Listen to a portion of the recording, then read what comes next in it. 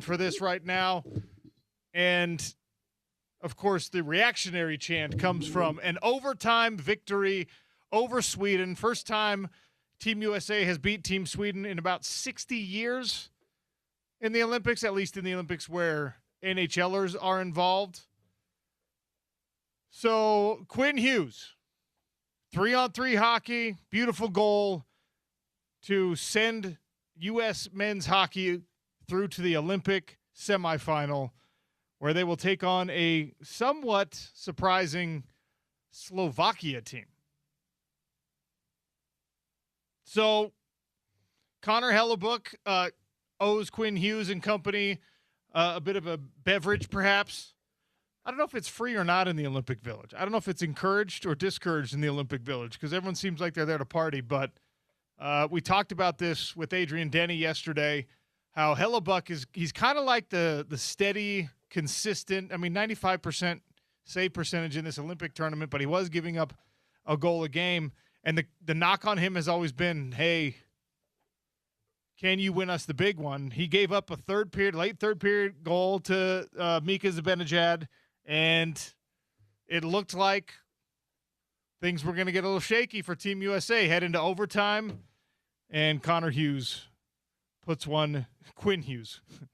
Connor Hughes is a fighter. Quinn Hughes is the NHL star / Team USA hero from yesterday. So, a little Olympic hockey, and again, we've got a gold medal game on the women's side of things coming very, very shortly. I will give you updates as the show progresses. Bronze medal game just ended. I'm gonna have to double check who your bronze medalist is, but it was Switzerland, Sweden. So we have a bronze medalist. Obviously, this one's gonna determine the gold and the silver.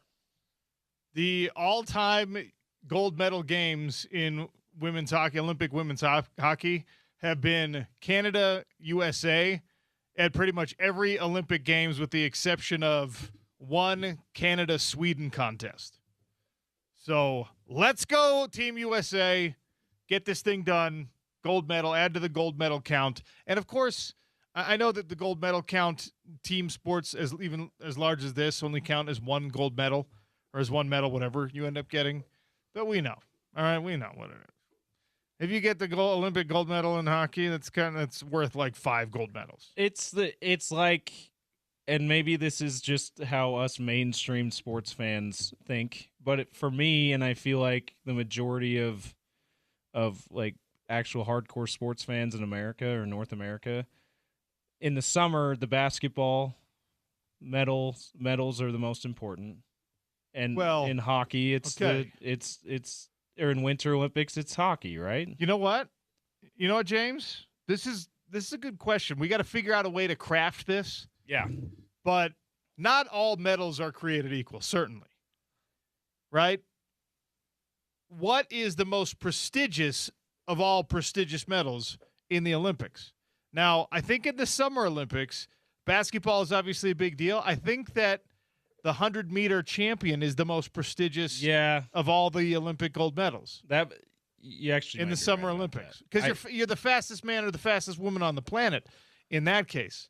But they're not team sports. Swimming's a big deal. Swimming ones are big. Probably more because Michael Phelps made him a big deal for us. Katie Ledecky's and Ledecky on the women's side. Yeah, she's true. She's even more of an outlier relative to her competition than Michael Phelps is in a lot of events, at least. So the most prestigious of all prestigious gold medals, I actually had in the notes, trying to put into context like how lofty an achievement a gold medal is relative to, like, would you rather be able to say in America, right, that you were a gold medalist in the Olympics or that you won the Heisman Trophy? Would you rather be able to say that you were an Olympic gold medalist or that you were an NBA MVP? See, I think the gold medal, when you're taking in account the entire populace of America, right? Not just the sports fans. Right. Which the Olympics bring in just about everybody, not just sports fans, right? The patriotism, the pageantry, all of that. So I think that when you're taking everyone into account, that gold medal, you would rather be a gold medalist. You would get more praise and attention if that's what you're looking for from winning this. If that's part of what you're looking for from winning this, for being a gold medalist, than you would be from a Heisman Trophy. Now, among like I was trying to say, mainstream sports fans, hardcore sports fans, just that smaller sample size, still big, but smaller than the entire populace of the United States, of course, Heisman Trophy is probably going to be the thing, right? But in general, gold medal is a bigger deal than the Heisman Trophy. I mean, yeah, look, it's harder to win an Olympic gold medal than it is to win a Heisman Trophy. Even though there's a lot more people that win gold medals, obviously, than Heisman trophies every cycle, it is harder. You only get a shot every 4 years to do it. Your competition is not just the best, like 18 to 22-year-old athletes in the United States of America. It is the best athletes of any age demographic on the planet. Yeah. But that's not like the numbers don't always go that way, right? I mean, I've made this case many, many times. To be like an elite world champion boxer, right? To be an elite world champion in mixed martial arts, to be like, it's actually a lot more rare to be that than to be a Super Bowl champion. But there's not a single American sports fan out there. Well, there's probably a few. But most American sports fans are just being like, yeah, the ultimate achievement is a Super Bowl championship. Yes. It's like there's a lot more of those Super Bowl rings floating around out there than there are like multiple-time belt winners in boxing or the UFC. Absolutely. But the place of these sports in our society obviously matters here. And that's why, like, people who listen to our show are probably going to say it's a no-brainer, Heisman Trophy. But it's like, there's a lot of people who aren't sports fans who pay attention to the Olympics and think that an Olympic gold medal is a huge deal, and they don't think a Heisman Trophy is that big a deal. They may not even know what the Heisman Trophy is. And the other thing about it is, right, when I think about prestige, importance, things like that, I'm talking about the average person. You and I could probably name more. Well, we could probably name an equal number of gold medal winners and Heisman Trophy winners. It'd probably be kind of the same weight, right? Just in your memory, in your sports awareness, things like that. Does that count 12 players on the basketball team? In that case, you're going to be able to rattle off a lot more gold medal winners. Because I don't know, right, and I say that tongue-in-cheek because yeah, you're going to – I don't know – I name every NBA player who won a gold medal. Like, I knew who Michaela Schifrin was. I knew that she had won at least one gold medal, but I couldn't have told you – when she just won her first one in these Olympics, I couldn't have told you, first of all, that was her first one in 8 years. Yeah. And I also couldn't have told you, I don't know if that's her second or third or her fifth. I don't know. By the way, I hate the way that language is accurate, but is also, like, misleading. Yeah. This is her first Olympic medal in 8 years. It's her first Olympic medal in 2 tries. Yeah, in two Olympics. I mean, like, she didn't win a bunch in Beijing like they thought she would. She had a bad Olympic Games. She actually didn't win any medals in Beijing. Right. Yeah. So, like, she just had a bad Olympics. So she had a bad season. Right. She had one bad season, but because it's the Olympics, we're like, she hasn't won a medal in 8 years. Yeah. It's one season. It's kind of the same as like Lowry Markkinen was not an all-star last year. Yeah, exactly. Like, okay, he's been bad for 8 years. No, you have a bad season or an injury-plagued season or whatever in the Olympics. It's like, this person has been irrelevant for 8 years. Like, she's 30 years old. Knock it off. They're on the ice. They're on the ice. And one update, I did find out who the bronze medalist is for women's hockey. It is Switzerland. They beat Sweden 2-1 in overtime. So exciting finish for the bronze medal game. Congrats to the Swiss. Here's what I love. We've seen the players are out on the ice. Here's my first impression that I love. Canada is not wearing a black maple leaf. They have a red maple leaf. Good job, Lady Canadians, Lady Leafs. I hope that it looks like a Canadian uniform. Yeah, I love that. Team USA's uniforms are looking great too. It's the blue, red, and white, mostly blue. New York Rangers style. Team USA Well, uniform. don't say New York. It makes me like it Is less it when you not, call though? it New York. It is. But It looks it's, again, it's kind of like Michaela Schifrin hasn't won a gold in 8 years. It's accurate, but it's misleading, okay? Yeah. We're not trying to copy the Rangers here. I didn't know that you were so anti-Rangers. I thought you were just anti-Avs at this point. I'm very anti-Avs. I think I need to come to the grips with the fact that I'm just anti-New York sports teams, Okay. except for the Knicks. I'm kind of neutral on the Knicks now. And the Nets, you're probably neutral, because who cares about the Nets? The Nets, I guess, sort of count. 877-353-0700. In the medal count, right? Norway is dominating these Olympics, and they're having a great time. But what is the most prestigious the gold medal of all gold medals? I don't know who would argue in the Summer Olympics that it's fastest man, fastest woman alive, 100-meter championship. Now, all the swimmers out there would just be like, it's actually a heck of a lot harder to win that race in the pool than it is on land. But the thing going against swimming is you don't know. There's not a singular swim event that stands out to you like there is a singular track and field event that stands out to you, right? With you talk about 100 meters. I couldn't even tell. I know there's the relay. They do relays and swim. I couldn't even tell you accurately what the name of a swim event. Sure. I just know that there's a bunch of them, and you just know there's a lot of meters, and there's several. There's the backstroke. There's the butterfly. Yeah, there's the different There's strokes. the medley. There's the freestyle. There's all these things, and right? You've got. I don't think it's just one relay. I think it's a couple different relays. So are we deciding that in the pool, Olympic medals get diluted? See what I did there? Because there's too many dang events. Because of the chlorine. Oh no, because okay, the events. Yeah, I feel like that's the case, and there's not just one that's like that's the fastest person alive in water, right? That we know is. It's like all of them collectively. If you won the most medals, then you get to say you're the fastest person alive. With the 100 meters, you're like in track. It's like that's the one. It doesn't matter what you do in the other events. If you win that, you are the fastest person alive. Okay, because we've derailed ourselves when we're talking about this. The most prestigious of all prestigious awards, like in professional sports in America, there's also a hierarchy, in my opinion. NFL MVP is not, for some reason, as prestigious as I think it should be.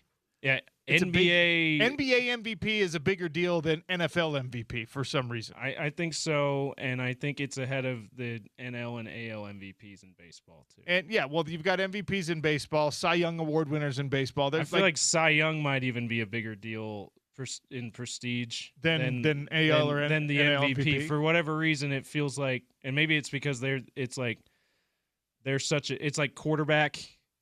Pitcher, you're such a singular position. You're right there in the middle, and you're the best at it. I don't know. Derek on the text line says, if notoriety is what you're looking at, Heisman is what you want because there's a very limited amount of people that get to be a winner.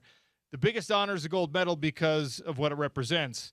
Even some non-sports fans can tell you who won gold medals, which is true. It's more of a cultural phenomenon, a cultural event, and being a Heisman Trophy winner, I'm sure holds weight in most rooms. You know, you move on 10 years after, 20 years after you win a Heisman Trophy. It's still something on your LinkedIn page. It's still something that people are like, oh, wow, Heisman Trophy winner. You're still getting people buy you dinners and drinks and things like that. You probably have speaking engagements because of it. But I don't know that it translates for everyone because not everyone watches college football. For a gold medal, even if people didn't watch you win the gold medal, everyone knows what a gold medal means. So Team USA and Canada 0-0, one shot on goal so far for the Americans. We're about 3 minutes into this thing. Gold medal game, USA versus Canada. Is the hockey gold medal men or women? Is that the most prestigious of the winter sports? I don't know. It's harder to put my finger on what this is in Winter Olympics. I just put the question out on Twitter. In the Winter Olympics, what is the ultimate honor of all honors? Like, the sports are so widely ranging and they're so vastly different.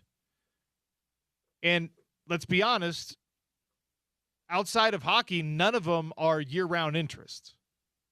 In the Summer Olympics, there are people who care about cycling all year. They care about track all year. They care about tennis, basketball, and tennis, soccer. There's a bunch of like winter Olympic sports where you look at it and you're just like, well, hockey is my thing. I like hockey.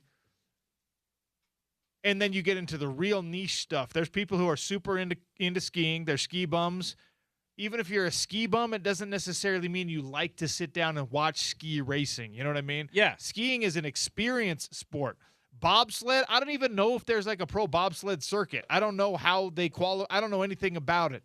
We know some of that buildup, some of that process for these other sports. So if you have a suggestion, 877-353-0700 or at Real OC Sports, what is the most prestigious of all Winter Olympic gold medals? Figure skating, we care about it deeply for 4 nights every 4 years. It's on prime time. You're just like, whoa, look at these glamorous individuals with their sparkly sequined outfits, and they're so graceful, and then they fall, and you're just like, oh, my gosh, how do you mess up on a triple toe loop? You stink. You know, like all of these things go with the Olympic cycle. Quad I also God, more like quad mortal. Yeah. Quad blob, maybe. Shout out to the Quad God. He is a gold medalist in this year's Olympics. We'll just make that clear. Michaela Schifrin was like the show on primetime last night, primetime Olympics, right? And we knew because of the time disparity, we knew that she had won a gold medal before we sat down and watched it, but I still sat down and watched it. My 2 older daughters, I made sure that we all sat down and watched it together. I'm becoming a weirdo with that. I think it's important for my daughters to see like female athletic success. Also, is that sounds like very dad, head of the household thing. Like, oh, we're all sitting out. We're going to do this together. We're going to sit down and we're going to watch the United States of America claim a gold medal. But and this is why the Olympics are different than other sports, right? This is where the human interest drives so much because you're not passionate about the sport itself. So what you decide that you want to care about are the individuals, the talent, the stories behind their success or their failures. They're like no person came into 2026 thinking like, I really hope we have a couple of 40-year-old mothers win monobob medals. I hope we go gold, bronze. But then you watch it unfold and you're like, wait a second. We have 2 women in the monobob, the individual bobsled event, that are mothers either pushing 40 or over 40 with their kids like they're at the Olympic Games having to change diapers and do all that stuff, and they're winning medals, and suddenly you care about that story. Well, Michaela Schifrin has been a celebrity, an Olympic celebrity, and you guys know exactly what that means, right? It's kind of like Simone Biles. It's kind of like Michael Phelps. It's these people that you realize. Gymnastics, by the way, might have the all-around title might be competing with the 100-meter title. You're absolutely right. But like if there's a hierarchy, it might be the sprinting events in track. If you had to narrow it down to 4, it's like the sprinting events in track, gymnastics.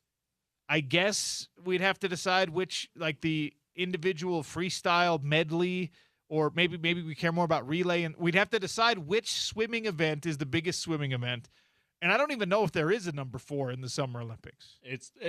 I mean, I would think that it's men's basketball. But Michaela Schifrin is this internet/Olympic celebrity, right? And the human interest piece of her story, which a lot of people get wrapped up in because, you know, she's got a bunch of endorsement contracts. She's a beautiful human. She's, was very successful as a teenager, which we always like this about the Wunderkind story in sports. There was a moment yesterday where I wanted the human interest focus. I wanted the perform for your country and represent the United States, and I wanted it all to go away. And that tells you how great the storytelling is at the Olympics and what a wonderful job the NBC broadcast did. And I suppose because I was watching it in prime time, it might have looked a little bit different on that than it did live. But you got to give credit to everyone involved. I wanted the camera to be off of Michaela Schifrin after she started talking about the reason she was emotional. And I wanted to, I'm becoming a huge softie. I wanted to cut away. I wanted to not talk about her. It was very obvious that she won that gold medal. It was kind of a redemption story for her. The reaction, the emotional reaction, whether it's elation or whatever, was extremely delayed. And then they did this thing where they zoomed in on her and they super slow mode.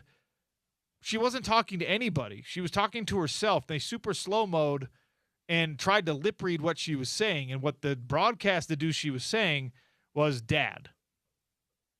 And it broke my heart watching this thing. It made me so sad in like a triumphant, melancholy, sad way. It dare I admit, I got super teary-eyed, probably because I'm a dad of daughters. And the broadcast, again, had done a great job talking about how she unexpectedly lost her father a few years ago. And then in the post-race interview, she talked about how she was afraid of the moments of winning. She talked about how hard it was for her to anticipate winning and be excited about winning and having that moment, because a lot of these things, and I'm paraphrasing rather than directly quoting, because a lot of these things for her are firsts without her dad. And that was, again, it's such beautiful storytelling. They did such a great job with it, and they did, I think, a very respectful job of it. But gosh dang, man, that was heavy. In a way that is not negative and not like me trying to be critical of what they were doing. It's quite the opposite. But I wanted to not be intruding on that moment for her, even as I also wanted to know exactly what the situation was and exactly what her emotions were. Right? That is, I mean, people probably don't fully realize how Emmys are handed out and how like certain broadcasts will be given like that show has been given an award or whatever. And live television is a lot harder to award and to break down than some other stuff that you got than like scripted television shows and that. But that for me was like the most award-worthy Olympic moment we've seen from a broadcasting perspective. Have we seen as impressive athletic feats? Probably yes. Sure. Can't really tell you how hard it is to win a gold medal in slalom. Have no idea. Was it great to see her get back on top of a podium? Wonderful, yes. But the most impactful, dramatic, compelling part of that was after she won the race. The 5 or 6 minutes of reaction and getting her thoughts on her reaction. And you could tell it didn't seem like emotionally difficult for her to talk to the reporter. It seemed like intellectually difficult for her to put into words exactly how she was feeling and what she was feeling, because, you know, it was like that massive of a moment in her life juxtaposed against something that she, you know, most Olympians, it's the dream come true. It's different if you've won gold medals before, I assume, than if you've achieved that goal for the first time. And she was reflecting on the fact that this is a different experience for me now than when I won gold medals when I'm 18 years old or whatever, you know, from 8 years ago, when my life was different, when the people that are going to be waiting for me to congratulate me, someone important is not going to be there. And they're showing on the broadcast, they're showing like the footage of her when she's 4 years old on skis for the first time and all that stuff. And they're telling you, yeah, her dad put her on skis and look what it's done for her life. And then she's like, you're seeing this moment where she's seemingly, I mean, she told the reporter, I was thinking of my dad. I wanted to talk to my dad. And I was just like, I'm sitting next to my wife. She looks over at me and she's like, what's wrong with you?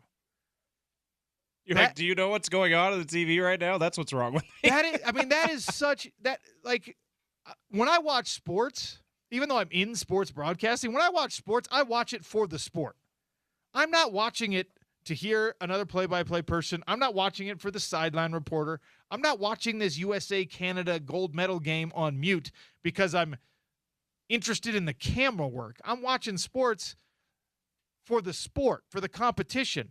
Olympics are a rare exception to that. They pull you out of that because I don't know. I cannot tell you if the slalom skiing was good or bad.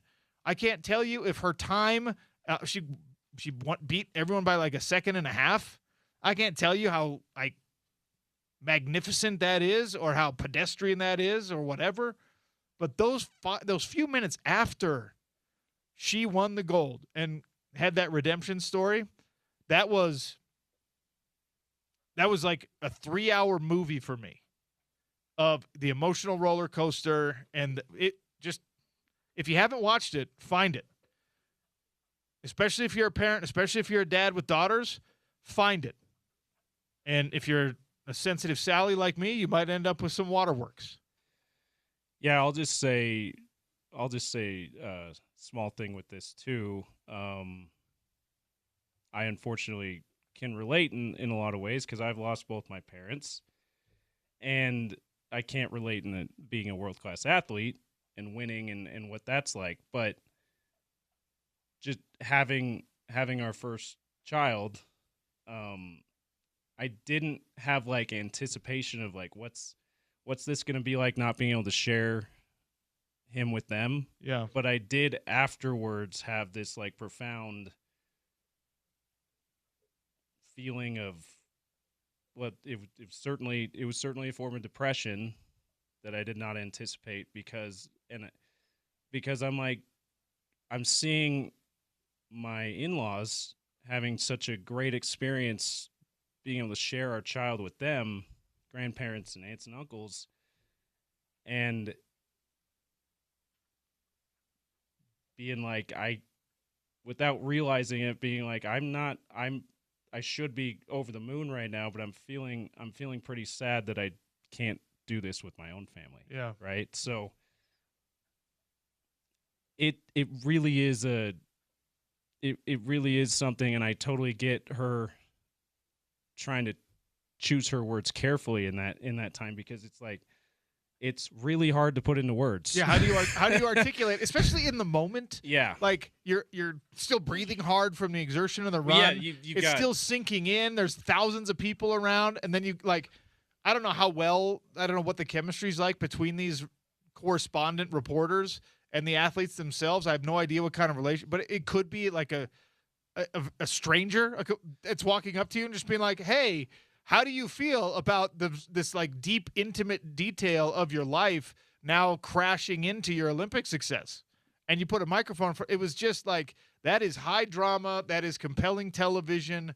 That was, and I think Michaela handled it nearly perfectly. I think that the broadcast team did the same thing. And I rarely feel that way. If I'm even noticing that kind of stuff, I'm rarely noticing it because it is so dang great. Yeah. And it was. Yeah, and I didn't know that was part of her story. So yeah, it's I think for someone like me and everyone who's lost parents, whether you're a world-class athlete or not, that really touches you. And even if you haven't, like you said, there's different reasons why that would still touch you, like it did you. Yeah. So yeah, that's what's great about the Olympics. It's beyond what's compelling is beyond the fact that she hadn't won in 2 Olympic cycles. Absolutely. Right. And it's awesome that she was willing to share that moment with us. And other sports do a great job trying to find the human interest pieces as well. We're coming off a year where Indiana, of all teams, won a national championship, and the Fernando Mendoza, like the family story of his mom with MS, like they did a really, really good job of all that. But it's not the thing that carries the whole story, right? Because it's football, and we know football, and we care about football, and we would be impressed with Fernando Mendoza, even if he was an absolute turd of a human being, because he's a good football player. And in the Olympics, you don't have that benefit. Maybe with hockey you do, and I guess potentially with track runners you do because we can recognize what's fast. When it comes to these sports that we don't know as much about, we don't care as much about every day of our lives, the human interest piece becomes so valuable. And I mean, the figure skating thing, you got scandal on the ice dancing, and you got pairs that have broken up for controversial reasons and all that stuff. That's why you care that France won, not because, well, maybe just because you tuned in and you saw what those French people looked like, and you're just like, okay, I care about that now. Anyway, we got lots to talk about today. Gordy Chiesa is here in studio with us. We'll get into some NBA stuff. We'll get into some college hoops with Gordy as well because, man, the Big 12 conference continues to be absolutely nuts. Sean O'Connell Show getting started on a Thursday. It's ESPN 700 and 92.1 FM. Come here, Goof.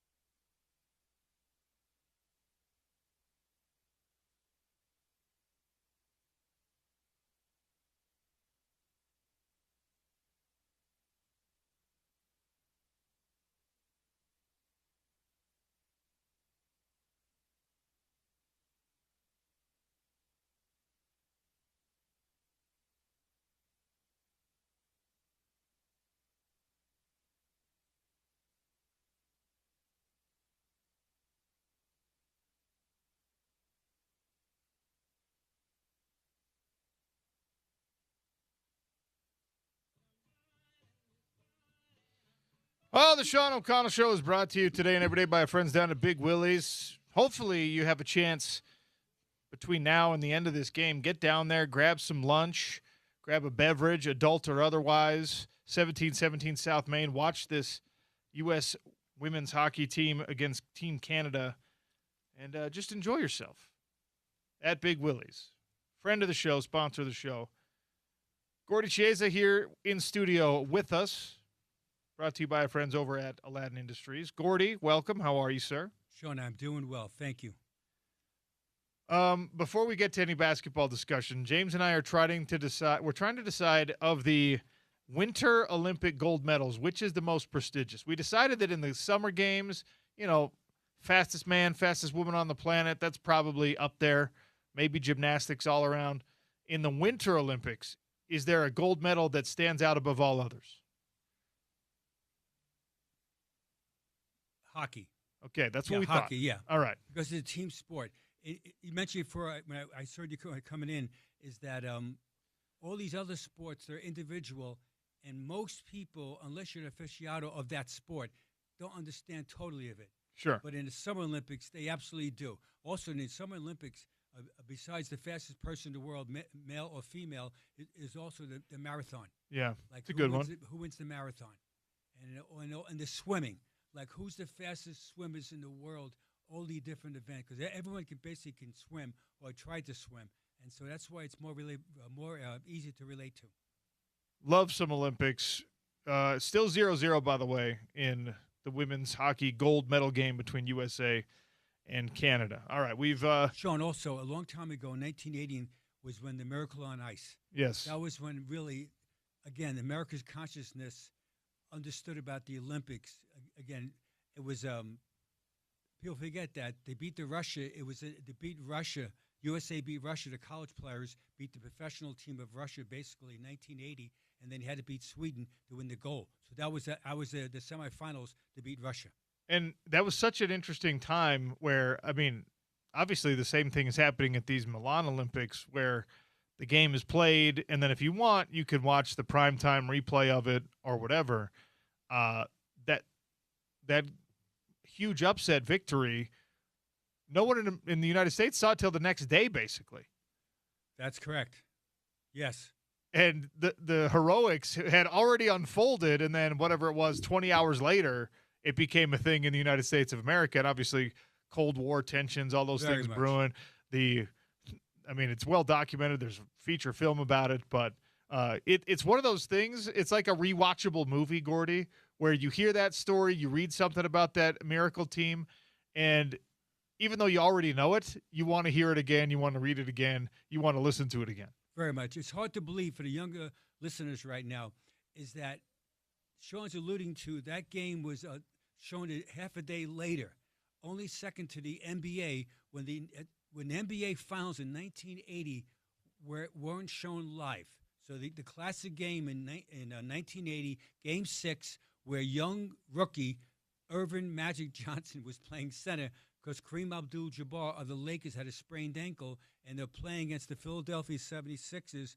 And at that time, it was CBS Sports doing the NBA. They didn't want to cut into the local 11 o'clock news because of the revenue, so they waited until the game was over and then delayed it for literally 3 hours to show it at 11:30 at night back east. And so everyone knew who won the game, but it wasn't shown. That's how much advanced technology we have now. Now it's every game is shown absolutely live, and everybody knows the score as the seconds going on each day. It's amazing.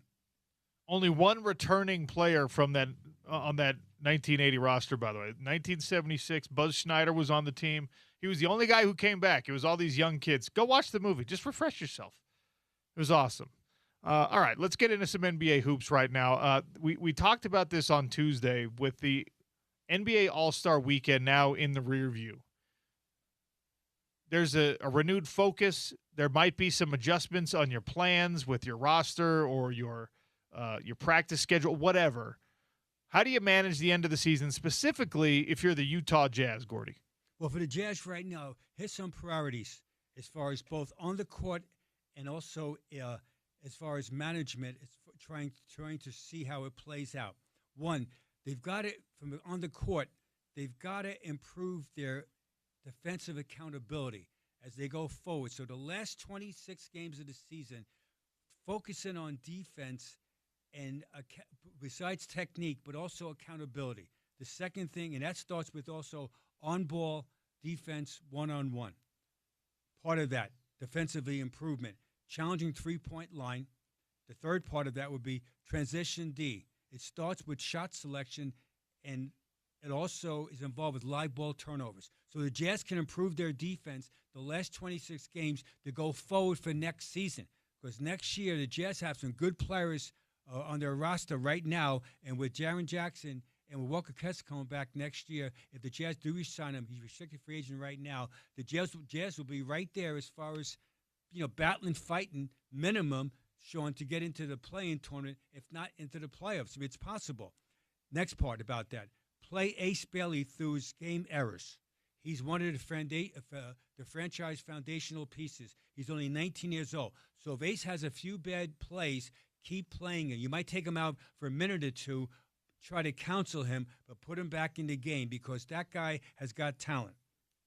Also, the next part of that, on the court, be conscious of pairing Isaiah Collier and Keontae George together.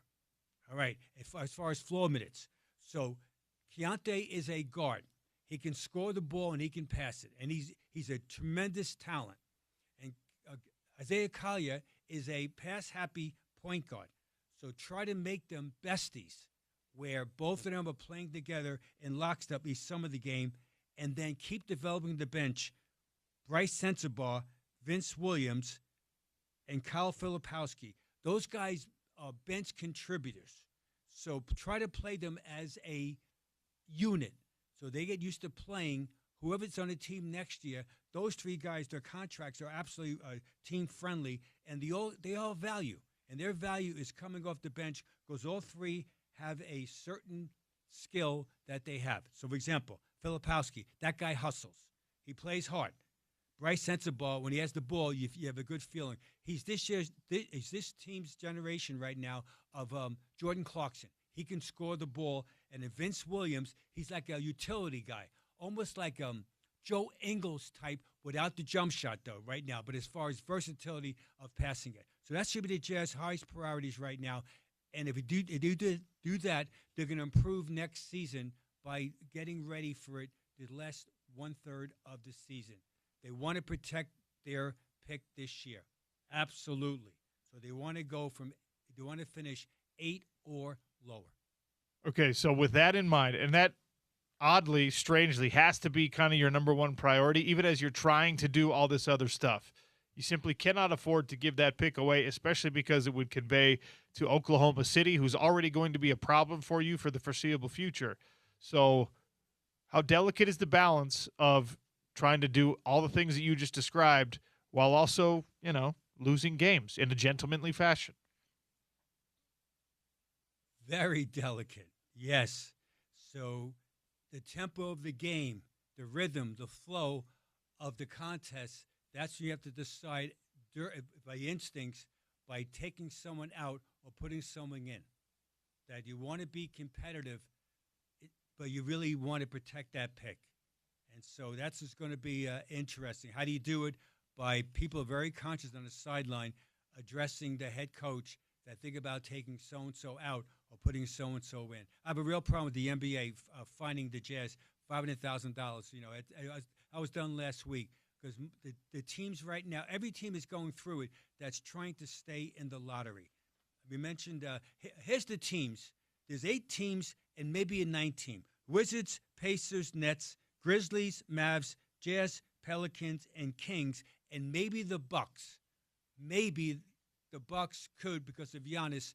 All 9 of those teams, they're trying to stay in the lottery and improve their chances of getting high draft picks. So that's the balancing act right now. And we mentioned the other day, Sean, you and I, about Mark Cuban, where he said that he has no problem with the team, quote, the expression is tanking.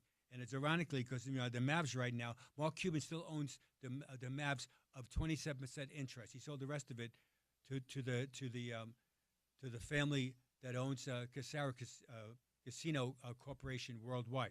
And so the Mavs right now have lost 9 in a row, and the Kings, Sean, have lost 14 games in a row. And they just shut down Levine and Sabonis with real injuries, with injuries, with surgeries. Yeah, no, they have. So your 2 best players, your 2 highest paid players are shut down. Correct. For the Kings. And so the Kings right now, they're very conscious of right now the draft, and this draft should be very deep. who's the best guy in the draft? Well, I'll tell you about 3 years from now when they're in the NBA. And I mean that. It makes sense. It's really the truth. For example, Cooper Flagg last year was by far the number one player in the draft. Okay, so now he goes to the Dallas Mavericks. I know Kyrie Irving, who's an all-star player, didn't play the whole season. But Cooper Flagg, and if you ask him right now, a truth serum, he can't believe how good the other guys in the NBA are. Even though he knows about it over his whole thing, he can't believe it, how good the other guys are. And that's what happens. It's who you play against. So in Jazz basketball, long term, that the Jazz have a tough division. The Jazz right now are 1-9 in divisional play. So here's the question, Sean, just philosophically, that the Jazz have to find somebody for the next, on their roster right now, but also if not, trade or develop to play against Nikolai Jokic for the next, we'll say, 4 years, when Jokic is in his prime. And that the Jazz have to find somebody that can guard Jamal Murray in his prime. The T-Wolves, okay, here's the question philosophically. Can Ace Bailey slow down the T-Wolves perimeter guys as far as in the game, meaning Anthony Edwards? Because that's the same age group. Yeah. 20-something. And so the answer is the Jazz, they're hopeful that Ace can, but if not, they have to get someone else to help that. Maybe it's Vince Williams for 11 minutes in that game to try to slow him down. But it's who you play against in the NBA. It's not, we're going to get better, our team. That's true. But you have to understand that the other guys might not cooperate. When you start framing the conversation about Jazz improvement in that way, that's where it gets so sobering. To know that, like, yeah, man, you got a really nice thing going on. You just acquired a defensive-minded all-star, right? You have these nice little pieces. And then you look around at what other teams have and the superstar talent that other teams have, and it gets dicey. It gets terrifying. So, for example, with Jaren Jackson off the surgery next season, he's a good player. All right, so the question is, can he slow down Victor Wembanyama? The Jazz play them 4 times a year. Can he slow him down and outplay him both on defense and offense 3 to 4 times? That's the question philosophically. When you're asking that about Victor Wembanyama, it's like makes you want to throw your hands up and say, "Well, no, you can't."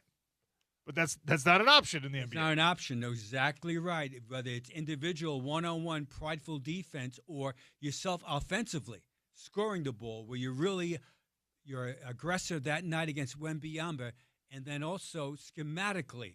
And if you're struggling in that game, can your trusted sidekick on the court, can he outplay his position to give you organized help so that we as a group, we as a front court, we as a back court, we outplay that team on the road and we beat them by 1. And that's all that matters. I always say for decades, kill them by 1. Because you won the game, you move on. So it's way beyond just one player. You need trusted sidekicks to help you be successful. 0-0 at the first intermission, USA versus Canada in the gold medal game. The USA will start the second period with about 1:45 of a power play. So advantage to begin the second period for Team USA. Gordy? Sean, but I have a thing about the you and I talked about it in depth the other day, but I thought about this, and I read it online. So it's not original, but I added to it. Where how can the viewership was great for the All-Star Weekend by NBC. It was the best numbers since 15 years ago.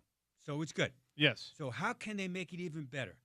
And a potential one-on-one tournament or two-on-two tournament. So I had the liberty where I have my own ESPN 700 led by yours truly, Sean O'Connell, and also James Peterson. This is our potential tournament for the NBA, 2-on-2, because most one-on-one players in the All-Star, they don't want to be embarrassed when someone beat them. This is 2-on-2. Okay. That's what's coming. We're going to take a quick break. Gordy's going to come back. He's giving us his 2-on-2 matchups to improve NBA All-Star Weekend. And if one of those matchups is not me and Gordy, I'm going to be really upset. Sean O'Connell Show with Gordy Chiesa. We got him for another 40 minutes or so. It's ESPN 700, 92.1 FM.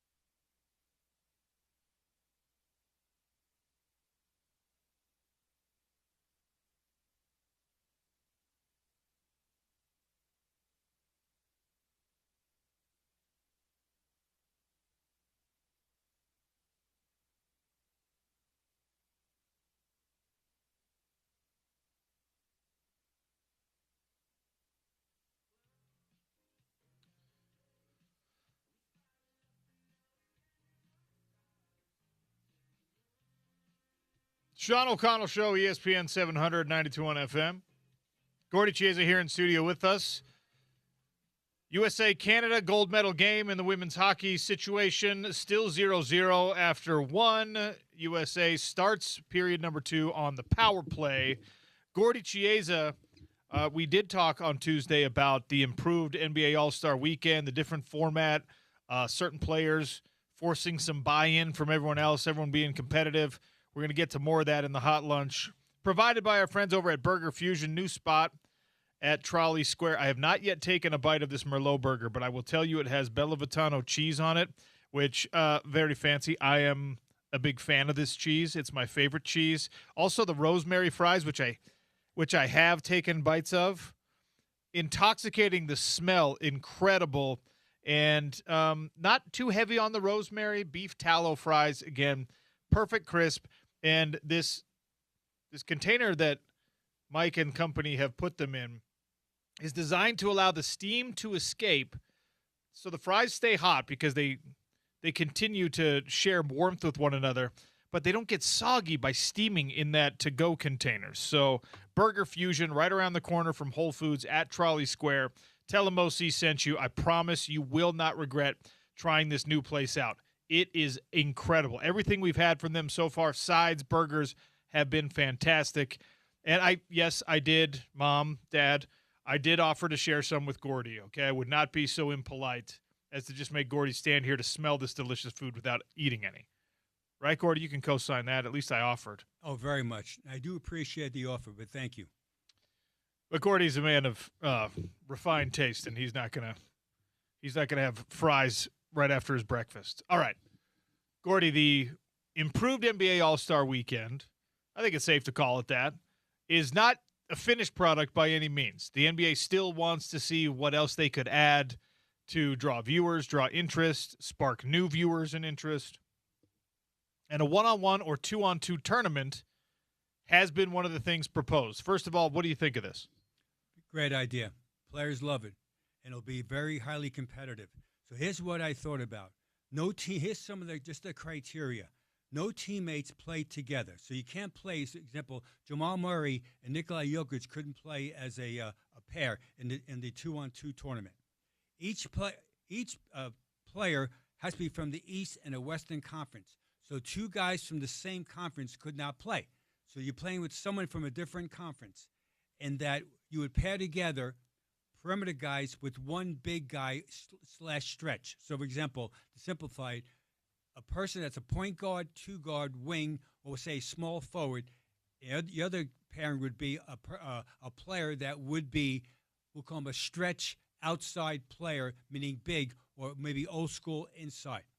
All right, so there'll be 24 players, so there'll be 12 different duos. So, for example, can you imagine James and Sean and all listeners right now of ESPN Radio 700, Shea Gilgeous-Alexander paired with Bam Adebayo.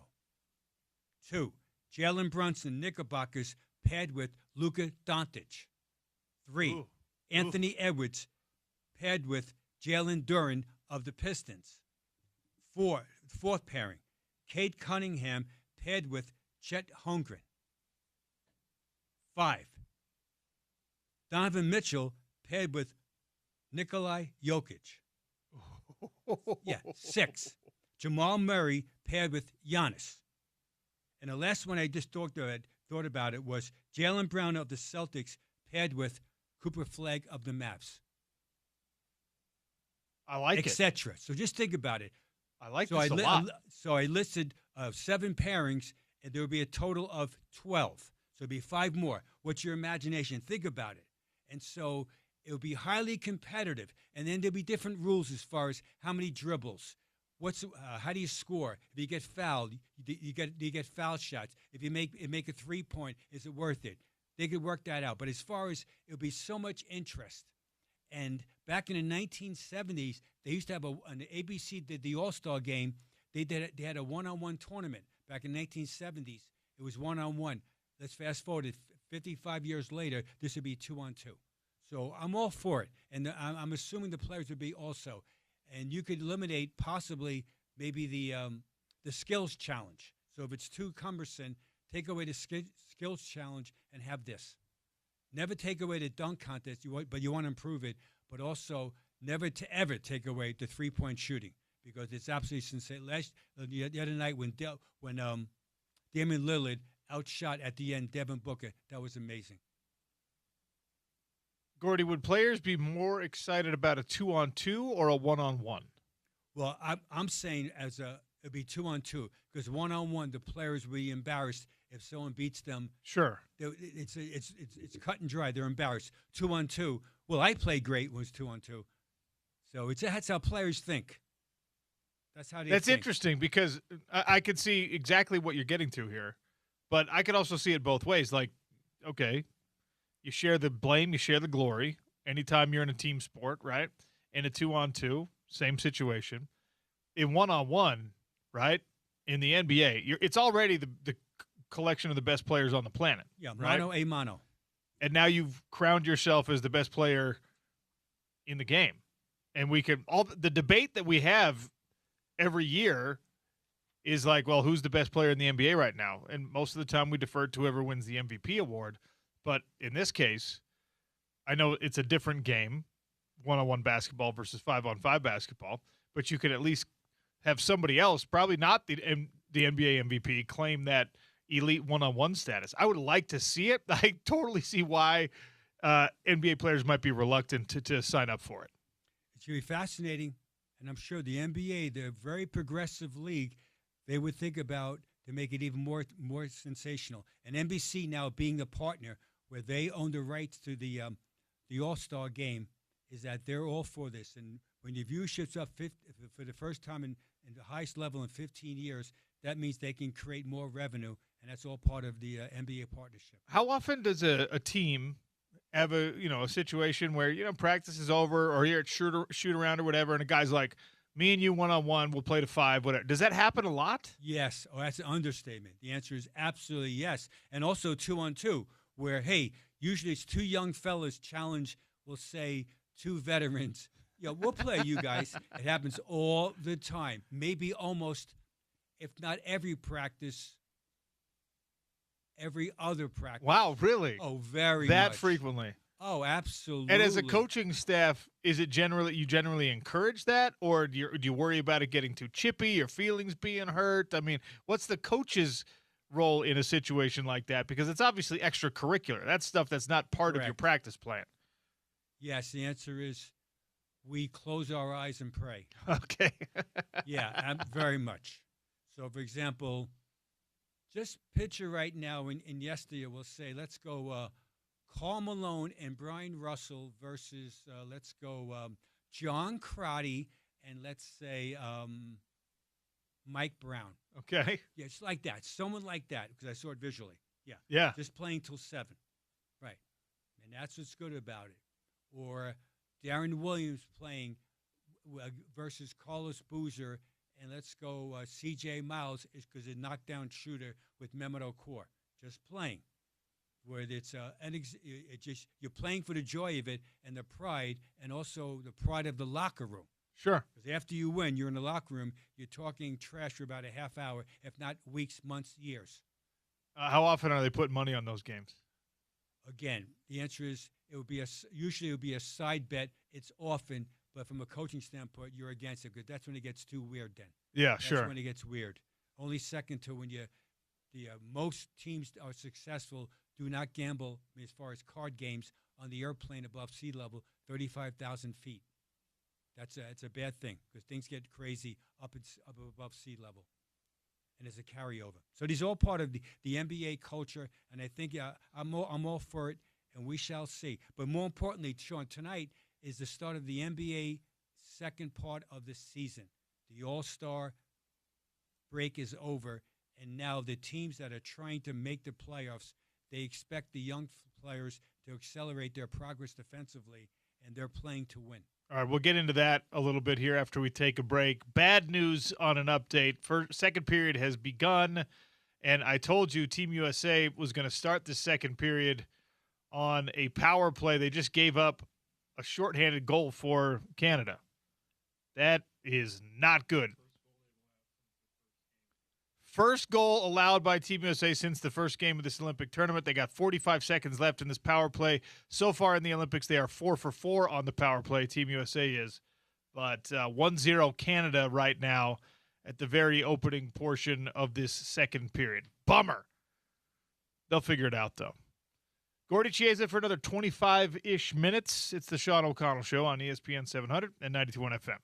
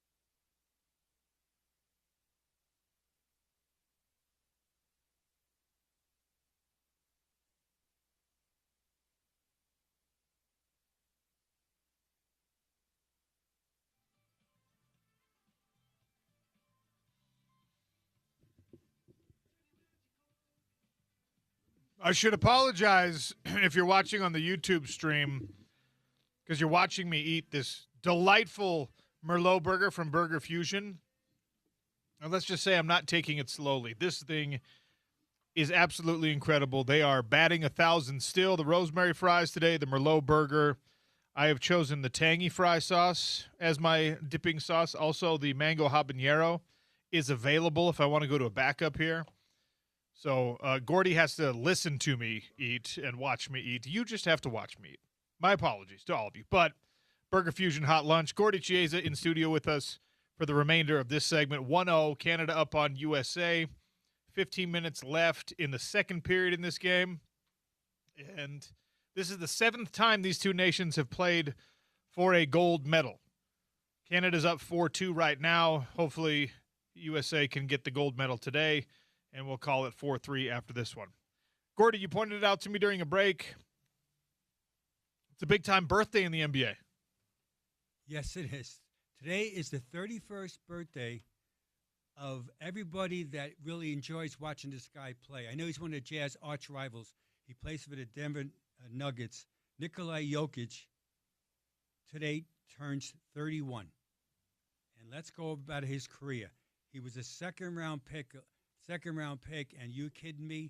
And now he was the 3-time league MVP back in 2021, 2022, and 2024, and he was the MVP of the NBA Finals where the Nuggets were champions back in 2023. This year, as we speak right now, leads the NBA in 20 games of having a triple-double, which is outrageous.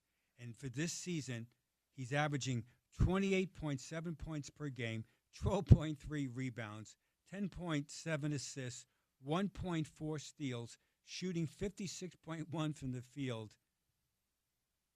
Happy birthday. It's outrageous. Is he the best player in the league right now? Yes. Yes, with Shea being a very close second and Luka Doncic also in that group. Would he win a one-on-one tournament if you put everyone – because that's a different thing. That's a different – like athleticism probably matters a little bit more, quickness off the dribble, et cetera. If he's the best player in the team game, would he also be the best player if they did that one-on-one thing at the All-Star weekend? No, he would not, because his foot speed would be exposed. And when he plays in a team game, his foot speed isn't as much of a factor, but his skill level and his highly intelligence, that's when you see him really flourish. So one-on-one. If someone said, what's the best one-on-one player in the NBA, I would lean towards either, you could debate this, either Shai Gilgeous-Alexander as number 1 and number 2, Anthony Edwards. Those two guys would be probably. And one of the best players of all time one-on-one, I would lean towards either Kobe Bryant or Larry Bird as far as just one-on-one. Sure. Yeah. And you could debate that forever, and that's the beauty of sports right now. So Jokic turns 31 years young, and emphasize young. Tonight also, Steph Curry, the Warriors, they're hanging in there. They could have caved in like 5 times already. The Warriors play tonight. It started the NBA season. The Warriors right now are the 8th seed, 29 wins and 26 losses. And Steph Curry is not playing. He has a right knee soreness. They call it really runner's knee, just wear and tear. This is 17th season in the NBA, and let's say in that very small body compared to other NBA players, let's say that it's his wear and tear. So Steph right now has missed this season 16 games, and when he's not played for the Warriors record is 6-10. That shows you how great he is to play at an elite level. And let's not forget that Jimmy Butler's out for the season, so Steph is really carrying the team by himself, and they need him. This year he's averaging 27.2 points per game, 4.8 assists, shooting 46.8 from the field, and 39.1% from 3. And he's the best player in the NBA as far as from the foul line, shooting 93%. So he's playing great. They can't win without him. They're going to try tonight. Where do we put Golden State's competitiveness, their chance for being a championship caliber team still at this point because of the Butler injury like you talked about, because of an aging Steph Curry who's having a harder time being healthy, which of course is something that plagued him in the early portions of his career. There was some team chemistry issues when you had Kuminga still as part of that picture, but I mean, this is one of the like pseudo dynasties of modern basketball, and it's a different look team now. So, are they still in the hunt? No, they're not. No, they're trying to hang on as long as they can, and that's commendable by them. But eventually, they're going to have to start over again. And that ownership level has said that they want to be competitive as long as Steph can still play at this level. And they are. They're competitive. They're 29 and 26. But eventually, they'll have to start over like all teams do. The Jazz decided to do that about 3 years ago. This will be the fourth year not making the playoffs. Eventually, it'll be the Warriors' turn to start over. The Warriors, Sean's alluding to about their this era as far as dynasty, they had 4 NBA titles in an 8-year window. So from 2014 to 2022, 4 titles in 8 years, and in that also they lost twice in it. They went to the finals 6 times totally. They lost to the Cavs in 2016 in Game 7 when LeBron he's got his first championship with the Cavaliers, and they lost when they were injured again. When Clay got hurt, they lost to the Raptors in 2019. So with that window, 6 times in the NBA Finals in 8 years, that might never happen again. Because you might say, oh, no, what about the Thunder? Well, here's what history teaches us right now. For 7 straight years, a different NBA champion has emerged. In 2019, it was the Warriors. In 2020, it was the Lakers in the bubble. In 2021, it was the Bucks. In 2022, it was the Warriors. In 2023, it was the Nuggets. In 2024, it was the Celtics. And last year, it was the Thunder. And make it even more dramatic, the last time the NBA champion won back-to-back title was 2017-18, and was the Warriors. For 7 straight seasons, the defending NBA champion didn't advance, Sean, past the second playoff round. Did not advance. So the NBA champion did not advance past the second playoff round. So that just shows you how hard it is. So, for example, the Celtics won it in 2025. They lost to the Knicks in the second round in 2025. So this shows you, in 2024, pardon me. So this shows you now the Thunder are going to try to have a different viewpoint of that. We'll see if it plays out. What do you think Porzingis adds to the Warriors? How does he fit into that lineup? Very much. He fits in well because he spaces the floor as a 3-point shooter, as 7 foot, basically 2, and that he can block shots, and that helps them also. And that allows Al Horford now to play as a stretch big, as a power forward, as they with Draymond also helping out as far as whether they start him or not, as far as Al Horford. So he gives them a different viewpoint, and it helps them as far as being an outside perimeter player that can block shots. That's what they need. Really, again, if you're a Warriors fan, they've actually overachieved. I give them a lot of credit. And the Lakers have overachieved also. Now, and also the Nuggets have overachieved because they've been injured so much, the Nuggets. So they're playing without Aaron Gordon, who's been hurt with the hamstring injury, and now they're playing without also Peyton Watson, who's played tremendous for them with also a hamstring injury. And so for those guys, for the Nuggets to be 35-20 as the 3rd seed. Now, the Thunder's playing also without Shea right now. So they're still in first place. And then there's a team called, Sean, the San Antonio Spurs. They are playing absolutely great. The question right now, are they ready for prime time in the playoffs? This will be their first playoff bid in 6 years since 2019. And they say they are, and they could be. De'Aaron Fox, Stephen Castle, Devin Vassell, Harrison Barnes, Victor Wembanyama. Then they go Dylan Harper off the bench, Keldon Johnson off the bench, Julian Champagnie off the bench, Kelly Olynyk helping them off the bench, and Luke Cornett. So they're really 10 deep. Do they have enough toughness and awareness about the intensity of the playoffs? We're going to find out. But they have a great start in Wembanyama and also in Stephen Castle and De'Aaron Fox, who's I call him the fastest of the fast. there's always narratives in the NBA and the NHL about, the rebuild, and now you're back in the playoff picture, but nobody really expects that the first year back in the playoffs, you're going to make a real championship run. And you've described for us many times the significant difference between regular season basketball and NBA playoff basketball.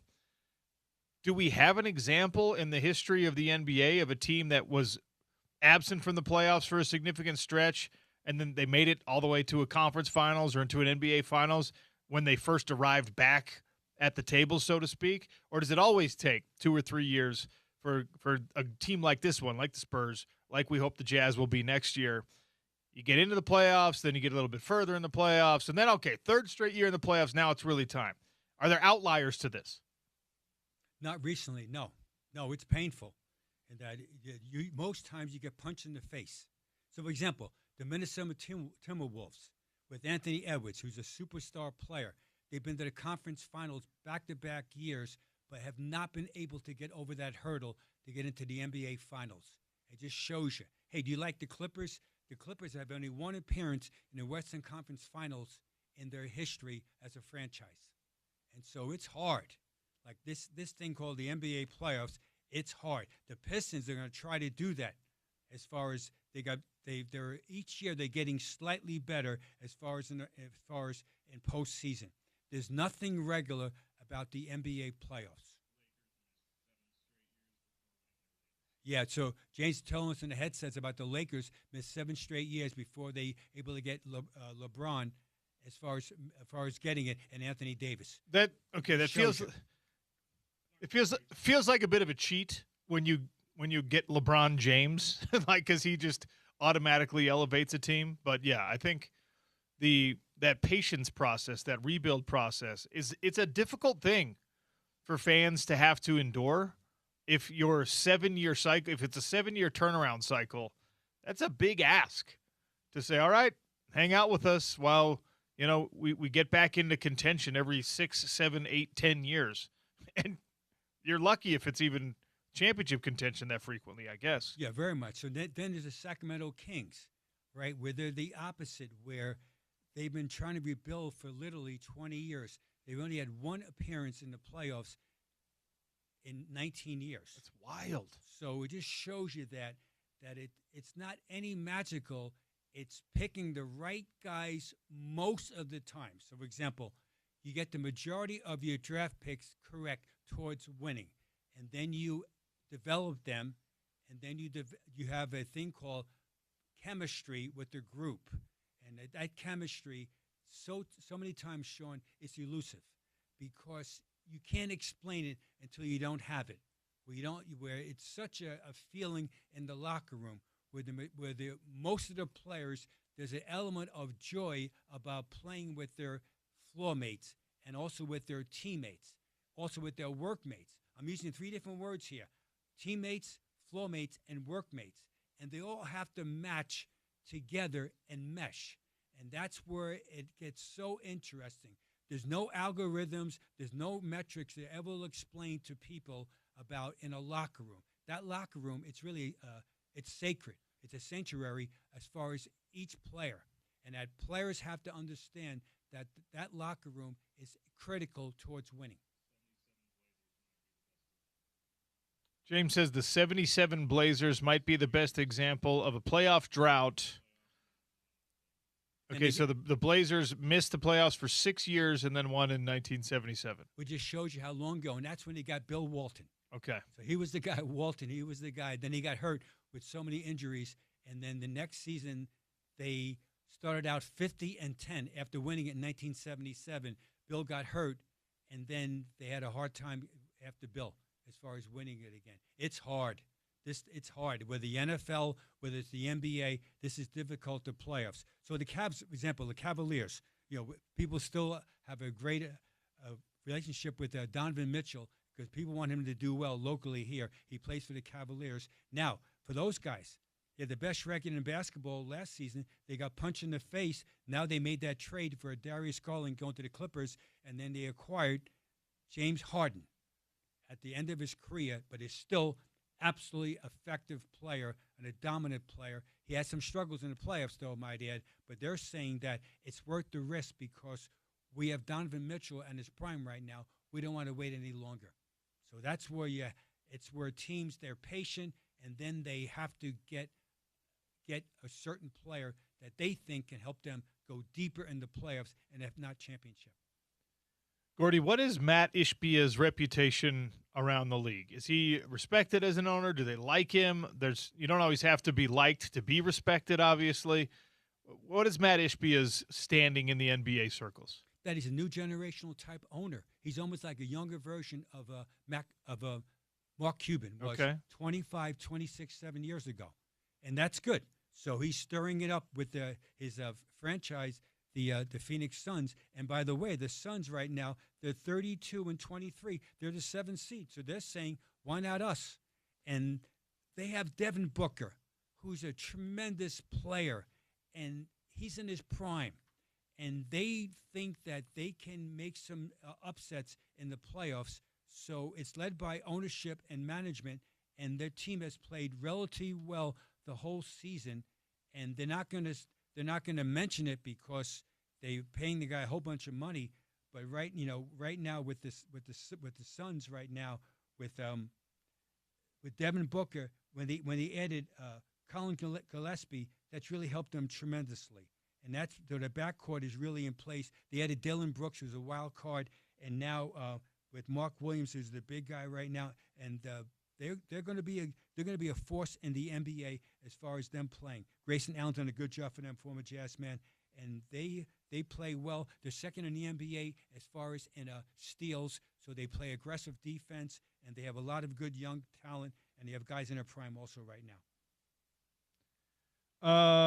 The reason I asked about Matt Ishbia is that he made some strong comments about the tanking situation. Yes. He said it's loser behavior done by losers.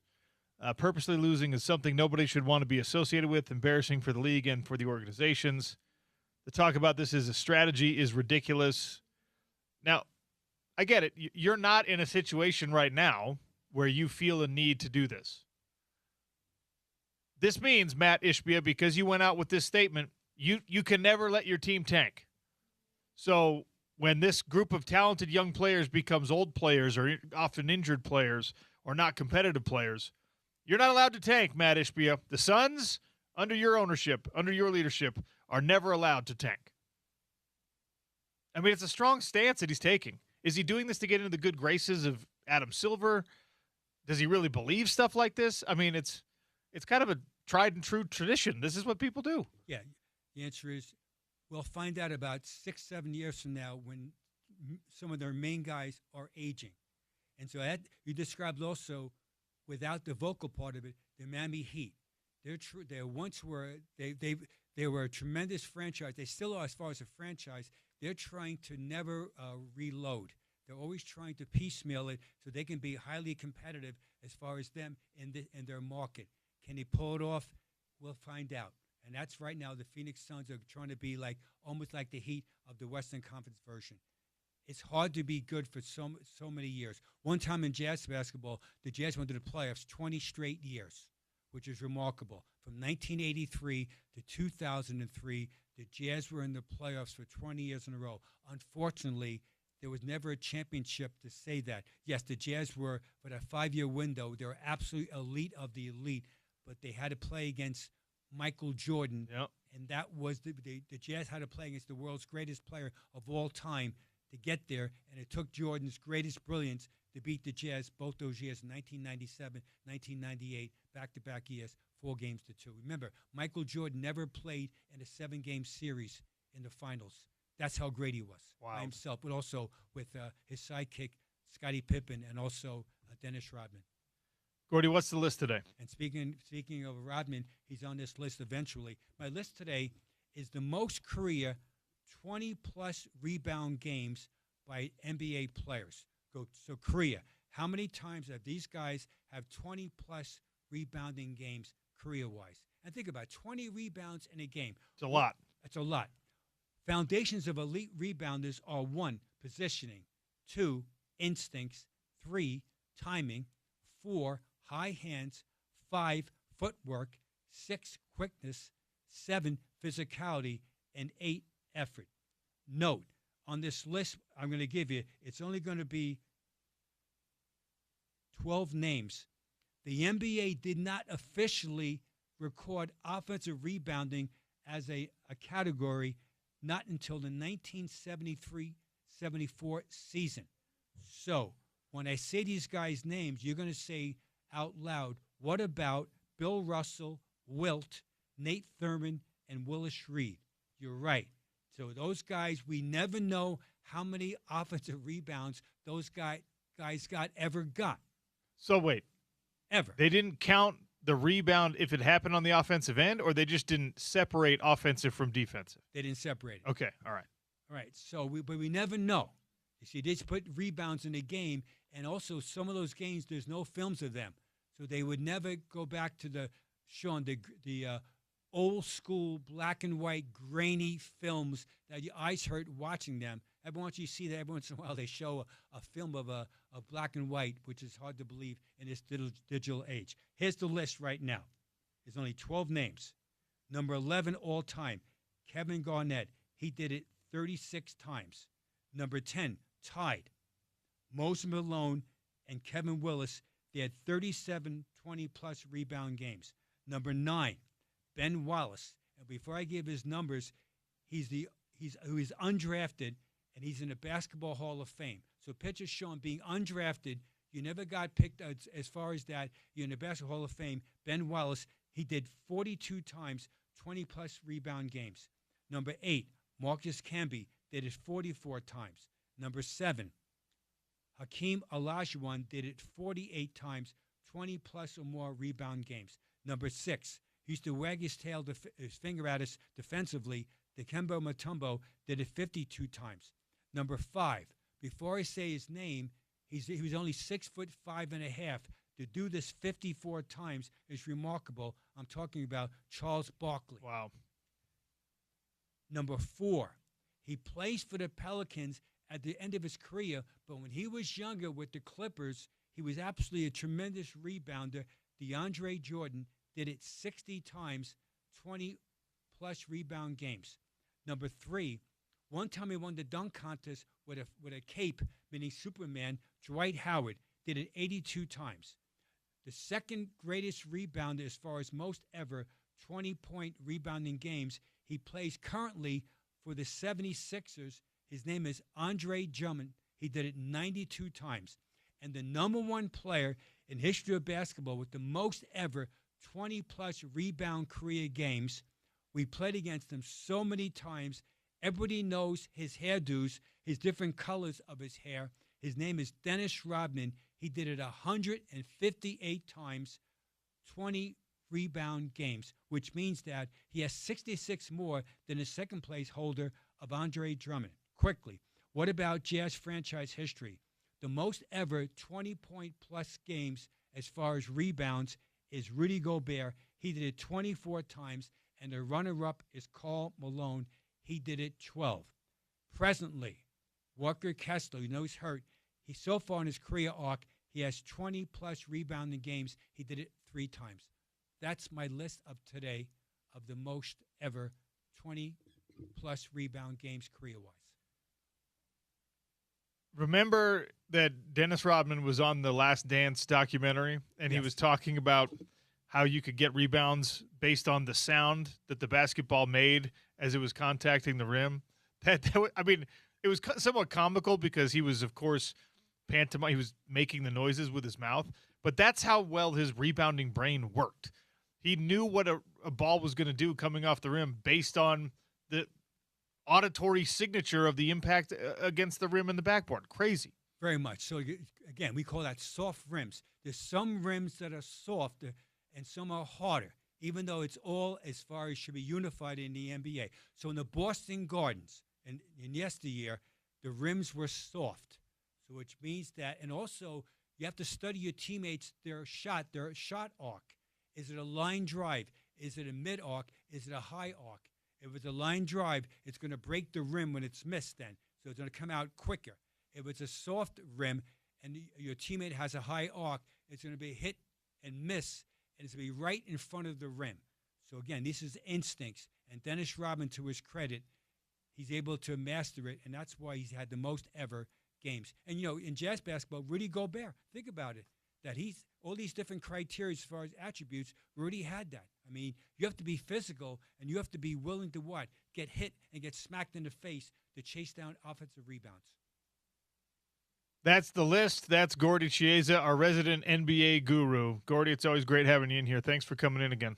Thanks, Sean. Peace out. You too. Gordy Chiesa, that conversation brought to you by our friends at Aladdin Industries, your Utah Velux dealers. Daily Dump brought to you by Valley Plumbing is coming next. A potpourri of stories. Gavin Peterson's going to join us in about an hour to talk a little lady running Utes basketball. And you know what? We got to touch on Utes getting their second Big 12 conference victory. Plenty left to discuss. This is the Sean O'Connell Show. ESPN 700, 92.1 FM.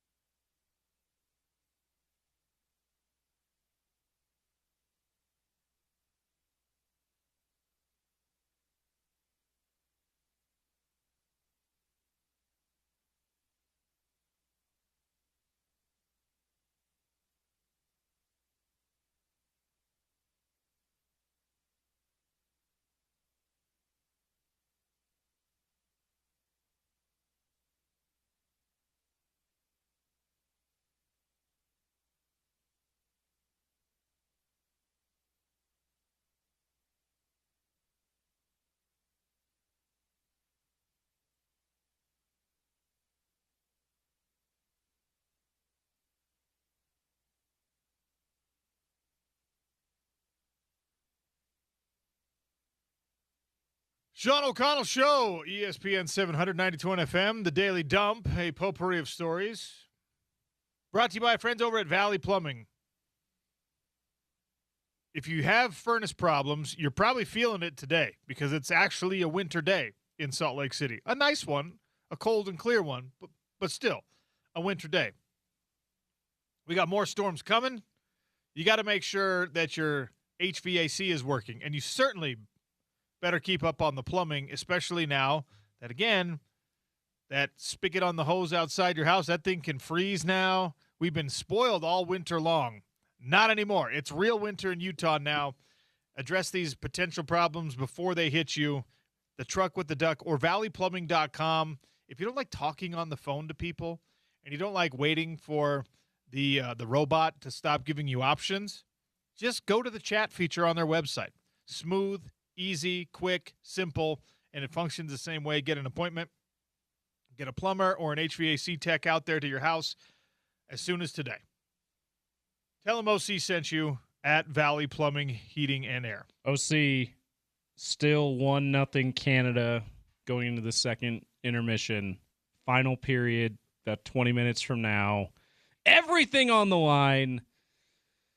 Now, I will say this. Team USA put together some nice offensive pushes in the second half of that second period, and usually, hopefully, the dam ends up breaking if you can stay on the attacking end that often, that aggressively. A couple really, really nice chances where the pucks were just mishit by the last person to have it, but staying on the attack and now carrying an advantage on the shots on goal, or they had an advantage in the shots on goal, now slightly favoring Canada. So hopefully those good shifts can continue into period number 3. Again, this is the gold medal game. This is all the marbles. Canada holds the advantage in the all-time series of gold medal games. This is the 7th meeting between these two nations for the gold medal. U.S. women's hockey trailing 1-0 right now in the second intermission, as James mentioned. All right, lots of stories to get to here. Should we talk running Utes first? Well, maybe the most important one is the fact that Alex Jensen and company found a way to get a win at West Virginia. It's a tough environment. Gordy and I were talking about this during the break as he was gathering his stuff up to leave. It's never easy to win on the road, especially when you're a team that's kind of on the rebuild, and it's certainly not easy to win in that environment. West Virginia is a bubble team right now. They have a lot to play for. They are kind of a sneaky good roster from an athleticism standpoint, and Utah almost squandered this one, almost fumbled it away after a 10-point first half lead, but they hang on and they win 61-56 on the back of strong efforts again from Terrence Brown, Don McHenry. Seydu ended up having a really good game, 17 points on 6 of 13 shooting, including 3 of 4 from beyond the arc. And you ended up with only 5 bench points, still, though, found a way to win at West Virginia. You're not getting a ton of these, all right? You're not getting a lot of opportunities where you can, well, I guess the opportunity's there, but you're not capitalizing on a lot of the opportunities that you have against these kind of mid-range to bubble to even bad teams in the Big 12. These are the games that you got to win. You're going to have a really hard time with Iowa State and Houston and Kansas right now. These are games that you can fight your way to winning, and congratulations to Alex Jensen and his team. Out-rebounded West Virginia, which was huge in this one. Passed the ball well. They were aggressive on defense. 4 block shots in this game for the Utes, for the running Utes, and it's your second Big 12 win of the year. Good to see it. Yeah, and first road win of the season, I think, in total. So, like, not just in the Big 12, but, like, for the whole season, I believe this was their first road win. The things you just talked about, too, about the stats that they won in this game. Big-time weaknesses for the running Utes all season. They've been out-rebounded in almost every game. They certainly haven't gotten a ton of block shots, and it speaks to they just don't have a lot of big men, right? Okonkwo's their biggest guy. I think he goes 6'8", maybe 6'9", and he's not necessarily a big, bulky dude. So they they've been compromised in those areas all season. One of the reasons why their defense has been lacking too. But to hold a good, not great, but good West Virginia team on the road to under 60 points, I mean, hopefully that's an indication that this group and Alex Jensen and his coaching staff are finally starting to turn a corner with the defensive winning principles that Alex Jensen wants to instill. West Virginia is 7-6 this year in Big 12 play. BYU, the number 23 ranked team in the country, although they probably are going to fall out after a loss to Arizona. BYU is 7-6 in Big 12 play. I mean, this is a team. These are teams that are kind of flirting with 500 records in the Big 12 conference, and West Virginia was by far the best win of the season for the University of Utah because of what you mentioned, first road win of the season, and because it's a team that has a lot to play for. They still believe they've got a shot at making some noise in the postseason one way or the other. The other big game last night, obviously, in conference play was Arizona and BYU, 75-68 win for the Wildcats. A.J. DeBonsa can't be blamed for this one, 35 points and 7 rebounds. And BYU has some problems, man. Now, Arizona's going to make it look like a lot of people have problems. They're one of the top, 2 teams in this conference, top 3 teams in this conference. They're a top 5 team in the nation right now. And BYU needs some things that maybe they don't have anymore. We're talking about this with Gordy again. We talked about it with Jonathan Tavernari. This is a team that came into the season with a big, fat payroll and a huge, huge weight of expectation. And an injury to Richie Saunders certainly derails some things. Honestly, it's not dissimilar, and I know people don't like comparing the two schools too aggressively. It's not dissimilar from a couple seasons ago when Utah football thought that it was just going to coast its way into the Big 12 conference with all this talent, and then injuries started to derail that, and suddenly a couple of losses pile up, and all of a sudden you got nothing going for you, and it ended up being a disastrous season. Now, in the regular season so far for BYU, it hasn't been quite that bad, but they got to figure some things out, man. Yeah, they got Iowa State still. They got Texas Tech, although Texas Tech is not quite as dangerous because of injuries as well. You've got a less than simple schedule to close out your regular season. And now you've shown some vulnerabilities, and you've been on a bit of a cold streak, admittedly against really, really good teams in this conference. But guess what? That's what you meet in the conference tournament. You're going to get past your first-round game against, the Baylors of the world or the Colorados of the world or the Utahs of the world, and then your next round game is going to be against a top 25 team most likely. And the rest of the way, you're going to be facing not just top 25, but potential Final Four teams. That's how deep this Big 12 conference is this year. So yeah, and in the case of BYU basketball, at least this year, they're at least in a position where they're still going to make the tournament. Utah, unfortunately, in that first year in the Big 12 in football, there's not a expanded tournament, but that was online. But they missed the bowl game. BYU basketball is still in much better position than Utah football in that case, but the analogy dries up. It's pretty disappointing. It's really only an expectations-related thing because, there was – and we listened to it, and I perpetuated it in some ways, especially in the early season. When I was looking at this roster and I was looking at the fact that they went out – they didn't just add A.J. DeBonsa. They grabbed the best available point guard and paid him like $4 million to get him there. And I was just like, Richie came back. And Richie was back. And Keba Keita is the perfect complement to those types of players. He doesn't need possessions. He doesn't need points. He wants putback baskets. He wants to get in your face defensively. If he's going to have a pro career, it's going to be doing that. So he was like, and again, this is where the depth has become an issue because your starting lineup left very, very little to be desired. And then the depth just didn't follow it, didn't come through for BYU. And then when you have injuries, you're like, oh, wait, depth especially matters now. And again, they might overperform. Kevin Young might put on a master class in coaching, but it's not happening right this second for BYU. And it's not looking particularly optimistic in the postseason for now. Yeah. And as we talked about, this BYU team went from beginning of the season, they could be they could not that they're expected to be, but they could be a Final Four team, right? Could be an Elite Eight team. Sweet 16 at the bare minimum. As the season's gone along, it's like, okay. And then the losses started to pile up a little bit. Dawson Baker, the backup point guard, goes down. You're like, okay, maybe not. Final Four is maybe not as realistic, but Elite Eight could be. Still Sweet 16 seems like a lock. And now we're to a point where it's like Sweet 16 might be the could be ceiling. And who knows? Like, they could be out in the first weekend the way they're playing right now, but still, thankfully for BYU fans and BYU basketball, still got, 3 or 4 more games in the regular season and a conference tournament to try to figure some things out and adjust to this latest injury with Richie Saunders being out for the year. We talked about this earlier in the week, the Ronda Rousey, Gina Carano comeback fight for both women. For Gina Carano, first competition in 17 years.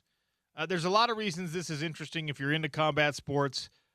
Most of the reasons are not like an actual, hey, this is going to be a great fight type reason. But ESPN is reporting that there's going to be extra testing done on both fighters to make sure that they're healthy enough to do this. So if you're MVP Promotions, Jake Paul is the owner of MVP Promotions or the co-owner of MVP Promotions. You're probably sweating this out at least a little bit because of the concussion history that Ronda Rousey made everyone in the world aware of. She hasn't done that many interviews, but this is something that fighters especially are guilty of, where you want to tell everyone. It actually drives me nuts about the culture of the sport.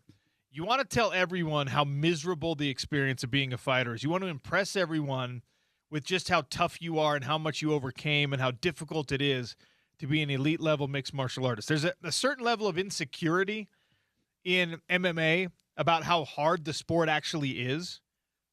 Even though if you've done it, you know how incredibly difficult it is, because there's a lot of people, a lot of average sports fans don't have a deep understanding of the nuance and the intricacies of all the things you have to try to master, all the things you have to try to be good at, in addition to being in the best shape of your life.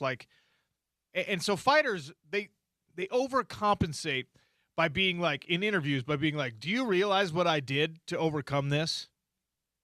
And the mistake made by Ronda, and she's certainly not alone in this category, is that you tell people a lot more about your medical history than you really want people knowing. Like, she has made a bunch of claims about, she wrote a book, a memoir, and talks about how many concussions she had, going all the way back to when she was a judo competitor, and how she couldn't like see properly after certain fights, and how she had incredible sensitivity to light and sound and all these post-concussion symptoms that are, of course, related to long-term brain health. And anyone who's reading this, any medical professional, any sanctioning body, is looking at it and going like, well, that's not good. How do we make sure that she's healthy? Right? You just have to be careful in putting this stuff out there. And fighters are not. They're casual about it because they want to impress people with like, well, I did something you would never do. I trained when I had concussions. Like, I cut weight one day so hard that my kidneys shut down and I had to go to the hospital. And it's like, okay, like, cool. It's not the badge of honor that you think it is. And I feel like I can say that because I went through a lot of the same stuff. Yeah, you did it. And I don't feel like I needed to tell everyone about it all the time. Like, if you ask me, I'll tell you the truth. But did you have any, like, serious or almost serious hospitalization or almost hospitalization?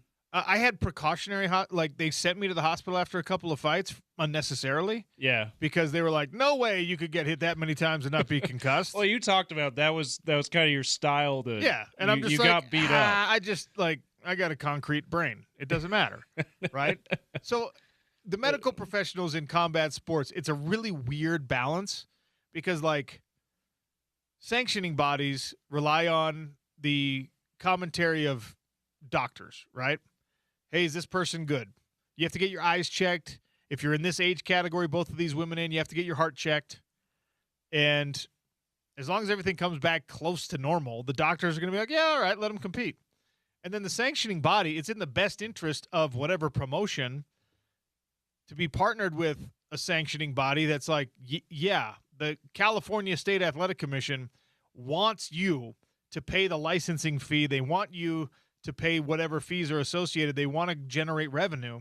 So they kind of don't actually care about these fighters. They just have to show that they're taking some precautions here because this is high profile now, and these are two very high profile women. Oh, and by the way, if Gina Carano between now and this fight signs like a contract renewal with Disney to be back in Star Wars, and then she goes and gets concussed and can't remember her lines, now you're in a fight with Disney again. So I don't know. It's just they're going to do an extra battery of tests, neurological especially, on the brains of both of these fighters. You have to get, and this is, by the way, I fought in California, okay? You have to get an MRI, you have to get an EKG, you have to get blood work to show that you don't have any issues, and you have to get an eye exam from a licensed ophthalmologist saying that your vision is normal. Good luck, everyone. Oh, that's it. I'm sure there will be no issues with a 43-year-old passing all of these things. There shouldn't be, honestly. There shouldn't be. But she's also had a fighting career, so who knows? Like for Ronda, you're probably going back and like, oh man, I wish I hadn't said that in that interview. I actually did this to myself inadvertently one time because I made a joke in a post-fight interview. It had been a really crazy fight, right? And they're like, oh, when you knocked this guy down in this round, did you know that he was almost finished, whatever? And I was like, man, I barely remember what happened in the fight because it had been – and, like, I did remember. Yeah, but gave the impression, the wrong impression cheeky, to people. Right? Yeah. I was being a little – and they added a month to my medical suspension because of that. Yeah. Which I guess I should be grateful for because they were paying attention, but – at least taking some precaution, but yeah. I could see them sanctioning boards, the medical boards being like, it sounds like he's concussed. Like, oh, that guy doesn't remember anything? Okay, that's not good. All right, I think we might have a brand new rivalry in sports that we have to pay attention to, James. The state of Indiana and the state of Iowa. Not necessarily Indiana University and the University of Iowa, but both of these Middle America start with I states are trying to get the Chicago Bears out of another Middle America start with I state. That happens to be between them. Iowa wants the Chicago Bears. Indiana wants the Chicago Bears. Chicago, Illinois, wants the Chicago Bears. The state of Indiana, the lawmakers in their House Ways and Means Committee, whatever that is, have unanimously approved an amendment to the Indiana State Bill 27 that would clear a path for the Bears to build a stadium in Hammond, Indiana. Remember. Oh yeah, the bustling metropolis of Hammond, Indiana. I'm going to look up Hammond, Indiana right now. I want to know exactly what this place is about. How does this compare? How does Hammond compare to Daybreak? Just as an example. So at all. So probably similar. Much more realistic for Hammond, Indiana to be a possibility. Like Iowa, you have to drive 3 hours to get from Chicago to Iowa. All right? Hammond, Indiana is actually like a suburb of Chicago. Oh, so it's like South Bend-ish area then? That's pretty close to Chicago as well? I mean, it's actually way closer to Chicago, like proper Chicago downtown, than South Bend is. It is right. So Chicago, hold on. Hammond, Indiana to Chicago drive. It's 35 minutes. Okay. This is like the Utah Jazz wanting to build something in Lehigh. So this is if you're Chicago, you're still the Chicago Bears because, I mean. But you're in Indiana. The nearest city on this map that, of course, is 100% accurate, the nearest city to Hammond, Indiana is East Chicago, Indiana. Oh. I mean, it's literally contiguous metropolitan area. Like It is exactly what It's I like just the said. Indiana-Chicago border town Yes. kind of thing. It's just on the Okay. south end of Lake Michigan instead. So Okay. Indiana trying to steal the Bears from Illinois, and this is where it gets really pernicious. And if you're an owner, you're just like, well, I'm still in Chicagoland. Like this is just the burbs. So if you're Illinois, you should take this very, very seriously. Absolutely. Probably way more seriously than the Iowa. Yeah, respect to Bettendorf, Iowa that we talked about last week. My family has Iowan roots. I would never disrespect the Corn State. AKA possibly heaven. It might be. If they built it in Dyersville, which is where the actual Field of Dreams people is, would come. that'd be amazing. Yeah. But this one is for real, man. This is like close. Yeah. Hammond, Indiana. See, when you put it in terms of it's like the Jazz going to Lehigh, it still feels gross. Well, yeah, we would Like hate that. if you're a Chicagoan, you're probably like, even though it's still right next to Chicago, that probably feels gross. It probably to Chicago feels so people. disgusting because it cannot, like, Soldier Field could not be any more Chicago than it already is. It is right there. It is in Chicago. It is next to Right other on the Chicago lake. landmarks. It is on the shores of Lake Michigan. It is right there. So that's the Delta Center, right? Yeah. Now, the thing is, Chicagoans would know, and we would know if you moved the Jazz down to Lehigh, right? But the average television audience, Oh yeah, they're not going to know. they're not going to know. They're not going to care, especially in Utah, by the way, because all they would do, they do the external arena shot, right? And then they'd zoom up and out, and it's just the mountains. And everyone's just like, oh, yeah, that's Salt Lake City. Yeah, well, you wouldn't know. when they're gonna do the B-roll of downtown, the shot from the Capitol Yes. from Capitol Hill that they always do, Like they always And do they'll- for San Francisco. Yes. and they'll do that. They'll do that if the Bears end up moving to Hammond, Indiana. They'll show downtown Chicago, so all of us will be like, "Oh yeah, they're still basically in Chicago." They would do that if it was in what's it, Bettendorf, Iowa? Is that the name? If they Yes. did it if they moved it there, they'd still do that, even though that to locals that would be ridiculous. So keep an eye out, Chicago. Head on a swivel, Illinois. Indiana's coming for them Bears. The Chicago Bears in Indiana, This would be a great opportunity Chicago, for SNL. Indiana. Yeah, Great opportunity for SNL. I didn't know that Chicago was in Indiana this whole time. St. Louis is a true border town, though, at least, right? Well, That's yeah. still basically in the St. Louis, Missouri city limits. So I've hated this since I was a young child because my parents are from a lovely little town on the Mississippi River called Dubuque, Iowa. All right? The Mississippi River serves as the border, the eastern border of Iowa and the western border of Illinois, right? You drive across the bridge from Dubuque, Iowa, toward the east, going back to Chicago, and guess what city you're in as soon as you cross the bridge? You're in East Dubuque. You know how annoying that is? It's really annoying. You know, terrible. It's just like you can't even come up with your own city name. What if this is like Spence Checketts' whole vibe, right? He's just like, well, there's Salt Lake City and there's South Salt Lake City. Sorry, South Salt Lakers, I don't like the name. All right, and then there's Extra South, there's- which is now Sandy. There's North Salt Lake. Extreme Salt Lake. Like, come on, I don't like it. I don't like directional city names. North Salt Lake, which is somehow not in Salt Lake County. It's in Davis It's County. in Davis County. It's the southern What are we doing? border of Davis County. It's because 877-353-0700. I need a different name suggestion for South Salt Lake and a different name suggestion for North Salt Lake. I want to abolish this practice. Well, why don't and we I don't know just- if there's a North Provo or a South Provo. Or I don't think there's is. also a West Bountiful. See? I've been to West Bountiful.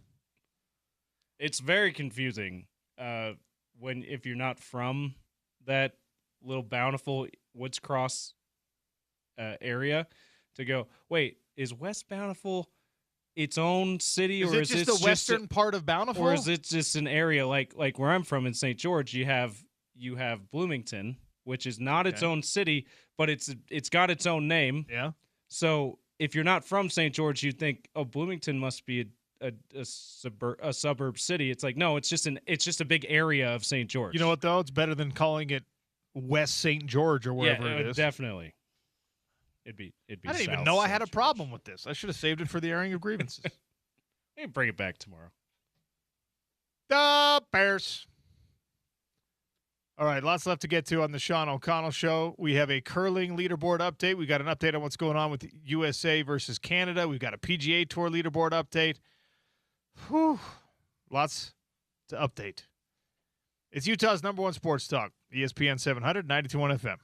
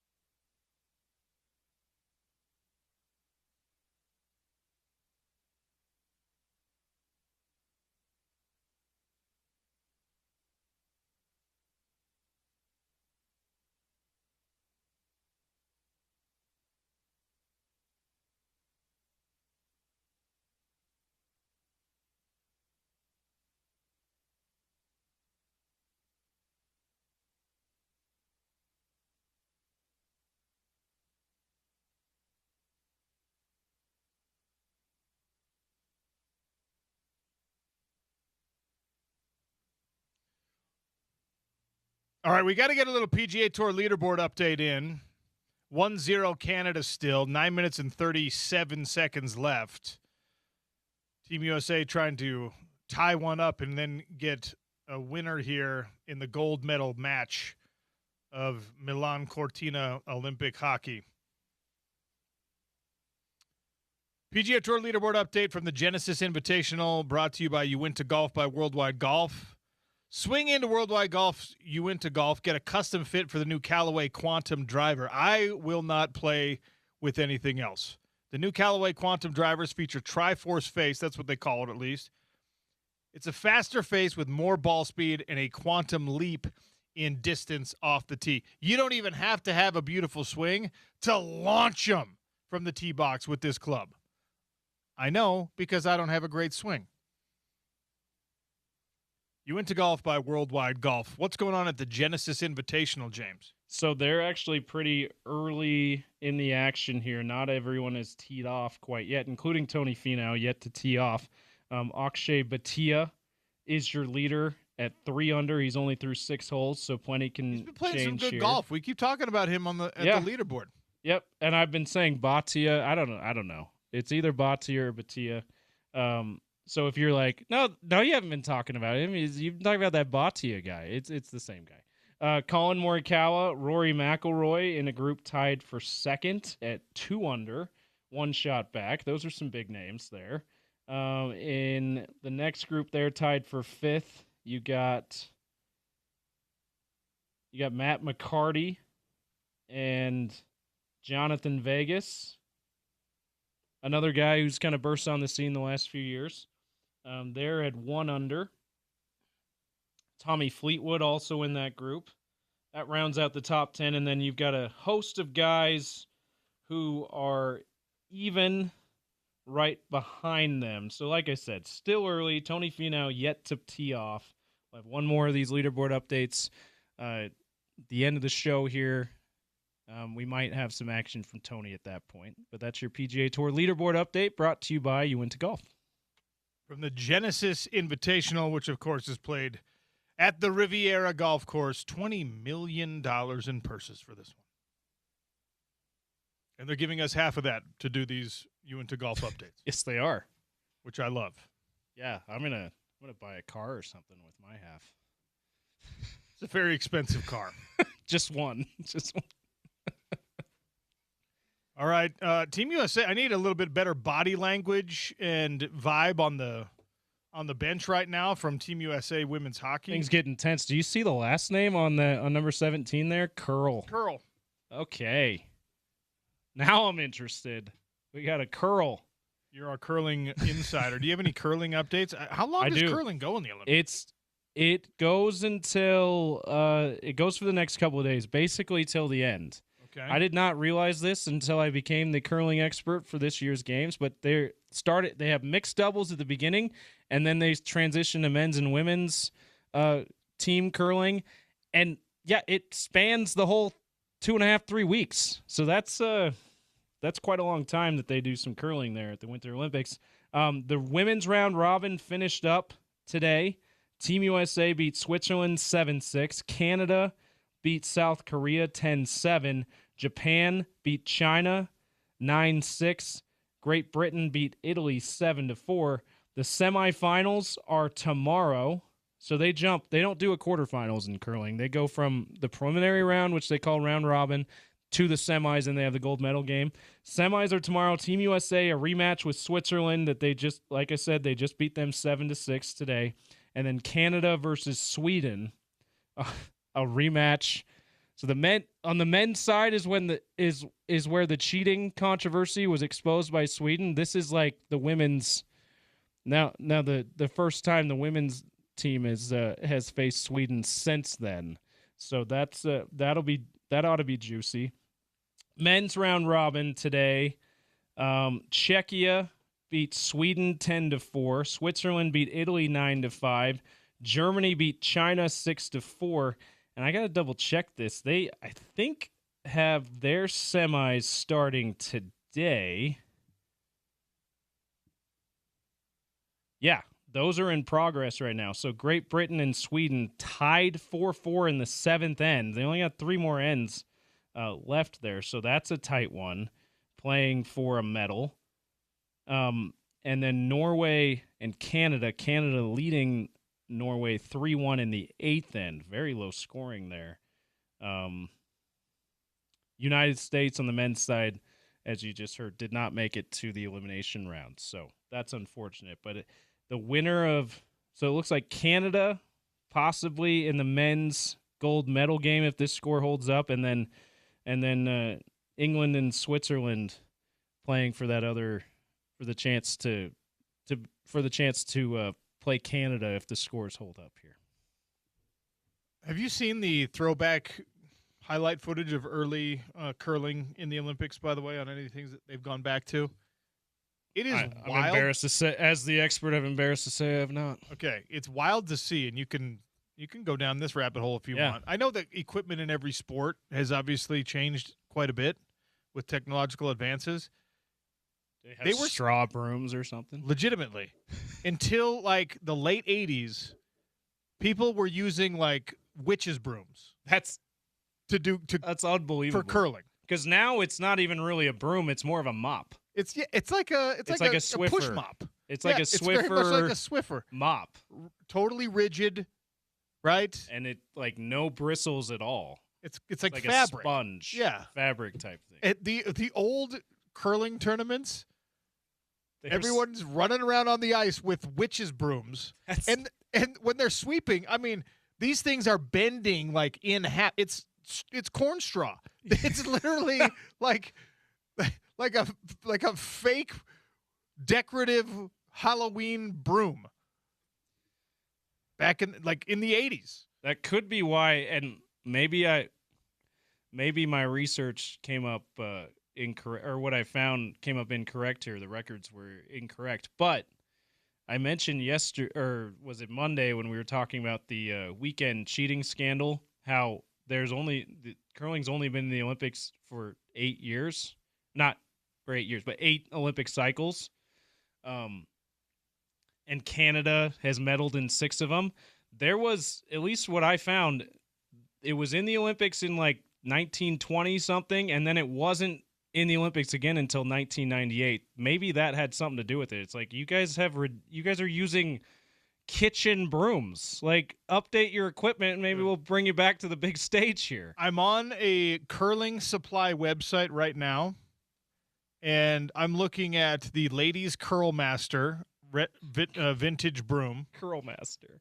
That's amazing. A used Curl Master in fair condition and a Curl Master in very good condition. These are vintage curling brooms that are for resale.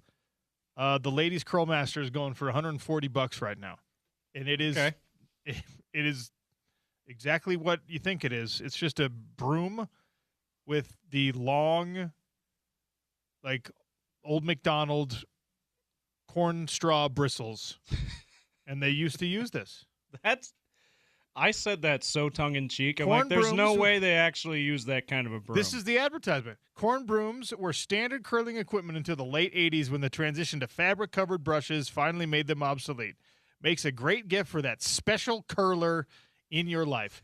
I will tell you this, gentlemen out there, ladies out there, if you show up at your house and say, hey, I got you a present because I know you love curling, and it's a vintage curling broom, it is not going to go over all that well. They're not nice, okay? These are crappy old brooms. And probably do not bring that to the Salt Lake or the Utah Curling Club, whatever it's called. I would love to see someone grab one of these, put on like a bowler hat, wear a 3-piece suit and some, leather-soled shoes, and just head out there and just be like, bully, I've showed up for the curling. See how people react to you. Lots of young whippersnappers playing this game nowadays. Really incredible. All right, that's 5.5 minutes. Canada's on a power play. OC up 1-0, and they just had a shot on goal save for Team USA. That's what we want there. But this could be this is a precarious spot, to say the least, for Team USA. They got less than a minute left in this power play. I think that Canada is going to squander this opportunity. Team USA is going to come roaring back as we get underneath this 5-minute mark. They're going to score 2 goals in regulation, and they're going to get the gold medal without even having to go to overtime. Let's go, USA ladies. From your lips to God's ears, OC. We have to have another conversation about Darren Peterson, the, in some people's mind, projected number 1 overall pick. Bill Self is putting on a master class in saying what he wants to say without saying what he wants to say. After every one of these performances, where Darren Peterson last night for the Kansas Jayhawks scored 20 points in the first half. He ended up playing just a couple minutes in the second half, and then he's like, I'm cramping. You got to take me out of the game. And Bill Self after the game is like, hey, look, it's frustrating. We thought we were past this. He's not throwing his player under the bus, but he clearly doesn't buy it that the guy's really cramping. Darren Peterson is playing himself into a very strange no man's land from a reputation standpoint. I actually don't think it's going to hurt him in any measurable way when it comes to the NBA draft. I still think he's going to be the number 1 pick, don't you? Because I do, and I hate that because this is the ultimate flaw of professional sports front offices. You become so incredibly enamored with potential over everything else. Well, and Kurt Cignetti pushed back against this in college sports with his roster management at Indiana. He kept saying production over potential, because everyone falls in love with raw ability, with talent, with height, with traits. And you can sometimes overlook a really good player because of it, right? I mean, like, there's countless examples of players that are overlooked, underdrafted, not drafted at all because they don't have that measurable thing. Now, the problem is, the counterpoint is that, well, there's also countless examples of guys that do have those measurables and they end up living up to the hype. And when you are able to get one of those guys and you get the most out of that guy, it's a truly remarkable, special thing. We're talking about Victor Wembanyama. We're talking about Myles Garrett. I mean, fill in the blank with whoever you want. First-round draft picks, and especially top 5 draft picks, are those picks for a reason. But Darren Peterson is in a spot that I don't remember the last time we had a guy where his head coach in college had to dance around his availability like this.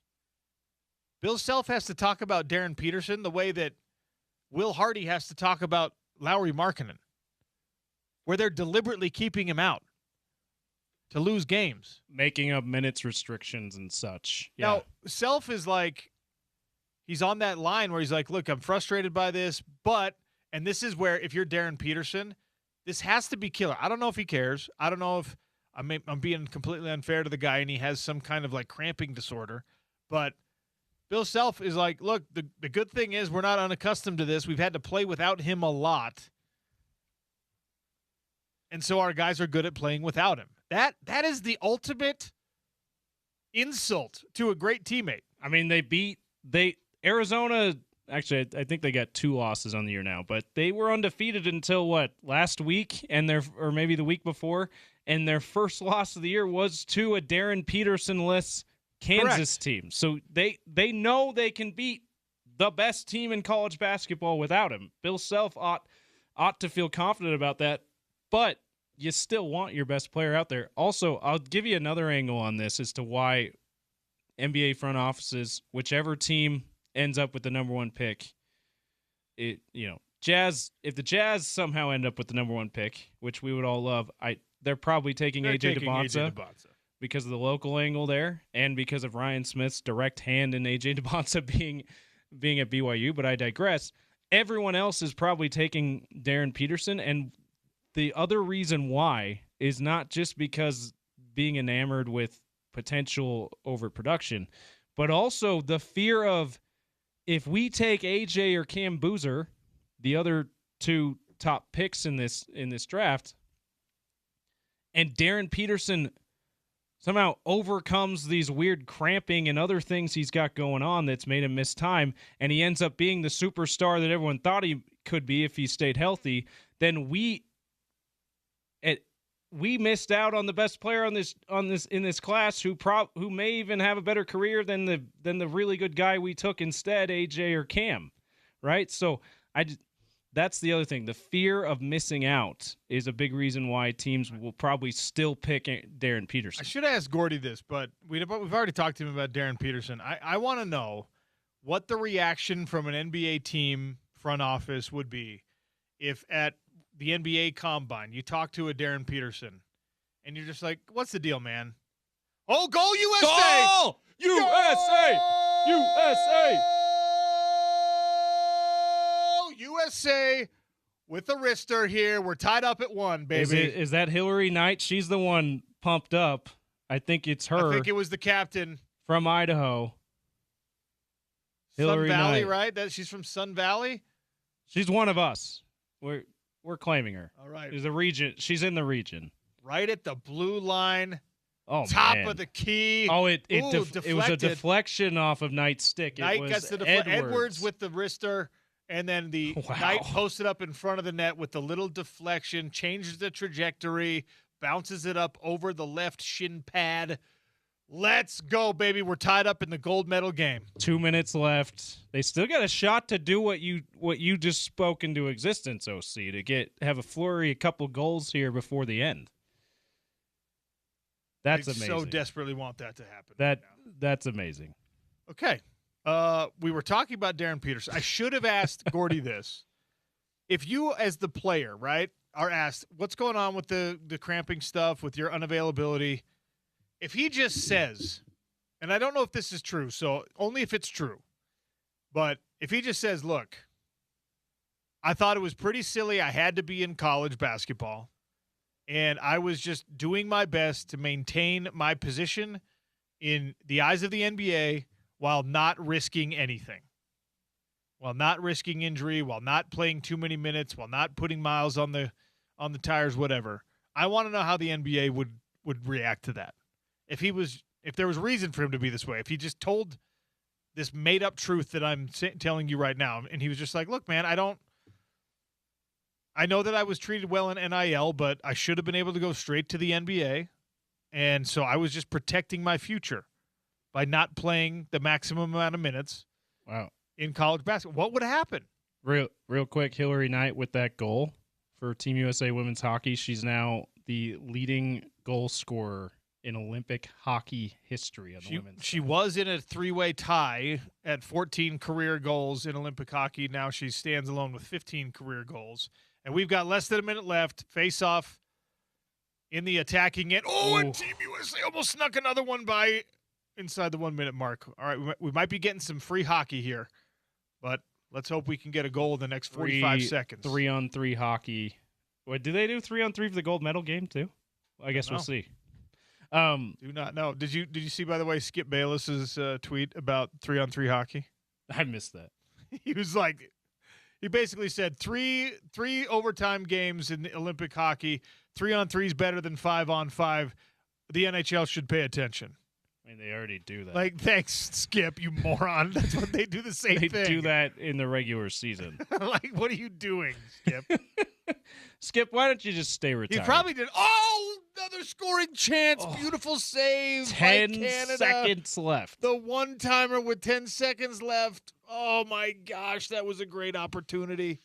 How did you do that, Canadian goaltender, who I'm sure sweats out pure maple syrup? Here's the replay. Look at that. Oh, De Jesus. Am I reading that right? No. I don't. Bad. It seems like a very unlikely My Canadian bad. last name. That's like O'Brien's or something. Oh, that's so great. We got to take a break. Gavin Peterson's going to join us on the other side. Hey, the jersey was ruffled and everything. The ponytail. The ponytail, we get it. Okay, let's hold on. Couple seconds. Overtime. Regulation is done. We're going to overtime in the gold medal game. 1-1 off the deflection goal by the captain, Hillary Knight. Let's go, baby. Gavin Peterson next. It's the Sean O'Connell Show on ESPN 700, 92.1 FM.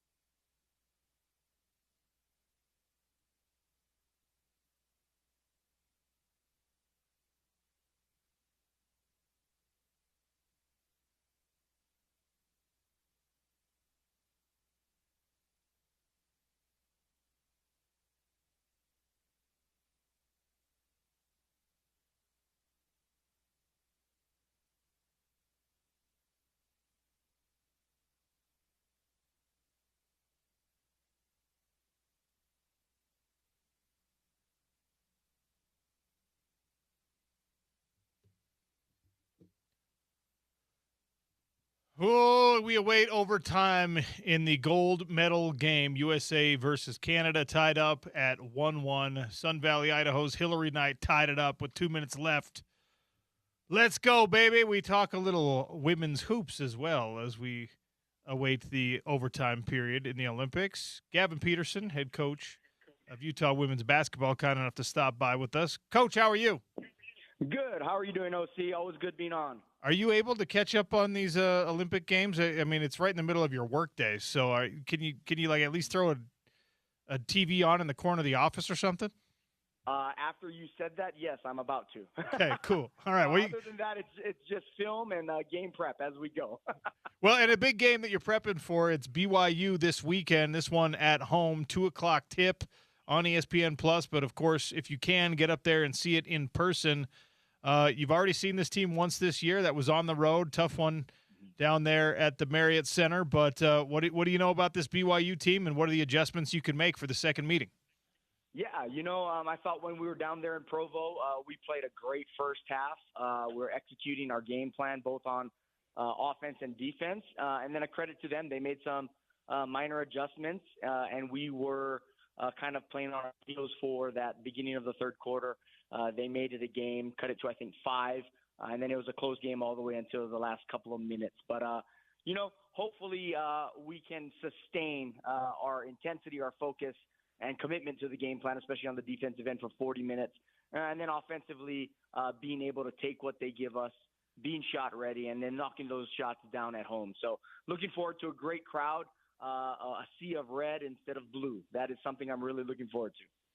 When you're to this point, you got 3 regular season games left before we head into Big 12 tournament play. And I know you're always striving for, constant improvement as a team, as a coach. You want your players, of course, to be hoping to improve themselves individually, but we are who we are to some extent at this point in a season. So what are the little tweaks, the little adjustments that you can make from a practice standpoint or from an individual workout standpoint, or for you in how you're studying film and how you're communicating with your ladies to get the maximum and to improve as much as you can with that small sample size left? Yeah, very well said. It was something that I used the exact words in our team meeting and film session today. It's we are who we are at this point. So there is no reinventing the wheel. There is no waving your magical wand and putting in new plays. It's a matter of doing the basic, simple things that we've been doing all year to the best of our ability. So for us, our focus continues to be winning our point of attacks, whether that's off-ball screens or on-ball screens, and then max effort 100% of the time, whether that's in transition offensively, transition defensively, defending the ball, rebounding the ball. At this point, we are who we are, and so let's go out there and play. Let's stay connected. Let's move the ball, play basketball the way the Utah women's basketball program plays it, passing up good shots for great shots, and then just pouring to each other. So that's exactly what we said today. That's what we did in practice, and looking forward to one more practice before our game Saturday. So that's exactly you hit it spot on, and that's kind of exactly where we're at. You're 8-7 right now in conference play, and there's a little bit of a log jam kind of there in the middle of the league. But to me, it feels like there's not this grand, humongous disparity between where you're at right now and where TCU, Texas Tech, Baylor are. I know they're good teams, and they deserve credit for being good teams, but you don't watch them and say, well, that's a team with, 7 pros on it. Like we've got some of that going on in the men's game right now, where you look at it and you're just like, I mean, you got to go out and you got to play these games, but not all things are equal here. So is there encouragement to be taken from the idea that even the top of the league right now, and it is a good league, is not out of reach? Yes, and that's something that we keep preaching each and every day is we have beaten 2 of the top 4 teams in our conference. We haven't had a bad loss per se yet all season long. We've lost to teams that, from a ranking perspective, they're ahead of us. We get that opportunity to play, the team down south Saturday. We're focused on just going 1-0. But as a coach, and I look ahead, Colorado's a few spots ahead of us. We have a chance to play them. And then Arizona, a team that we've already played in Tucson on senior night, we get to finish our regular season with them. So we want to go 1-0, and we want to do that 3 times to close out our season. And hopefully that will give us some momentum into the Big 12 tournament, because it really is a logjam. There are some really good teams, but it is anybody's tournament. And I truly believe that. And I believe we're capable of beating anybody. And we're also capable to lose to anybody. So whoever's feeling, the most confident, the most synergy, the most togetherness, the healthiest, those are teams that can really get on a run there in Kansas City. And, we're looking to be one of those teams that are in contention for it. Coach, Lonnie White is she's shooting 40% from 3. She's your leading scorer. And it's easy to take a look at a stat sheet and be like, yeah, this is the most impactful and important player on the team. But it doesn't tell the whole story of what she has done for you all this year. Mm-hmm. If you can, just put some words to the significance of her leadership and her contribution on the floor. Yeah, it's funny. It's like I just got done watching film with her 15 minutes ago. And, yes, she does bring such a great dimension to us on the offensive end with her scoring ability, being able to score on all 3 levels. But some of the clips we watched is when she allows the ball to find energy and makes the extra pass and makes the right read, it's just contagious. And I think that's when we are at our best as a team. We're moving the basketball. And I told her, and this is something that, because of her energy, because of her passion, it's contagious, and we want her to have that smile on her face. We want her to be, that competitive edge, because we feed off of it, all of us, coaches, players, and that's something that doesn't show up in a stat sheet. But when she is locked in, engaged, and pouring into her teammates, man, it's fun to be around, and that's what we're going to need, especially down the stretch. So I told her, hey, I have 4 more games that are guaranteed to coach you. 3 regular season, and we're only guaranteed 1 game in the Big 12 tournament. We want it to be more, but we only have 4. Let's go out. Let's enjoy competing together, and let's leave it all out there. But, again, I want her to have that passion. I want her to have that swagger because that's the stuff that we feed off of. Coach, at this juncture of a year where, the light is at the end of the tunnel from a tournament perspective, and that's what you build towards all year. But like you said, you got to go 1-0 3 times before you get there. How do you approach that focus? Acknowledging that the tournament is there, but not getting ahead of yourself. I know you can do it.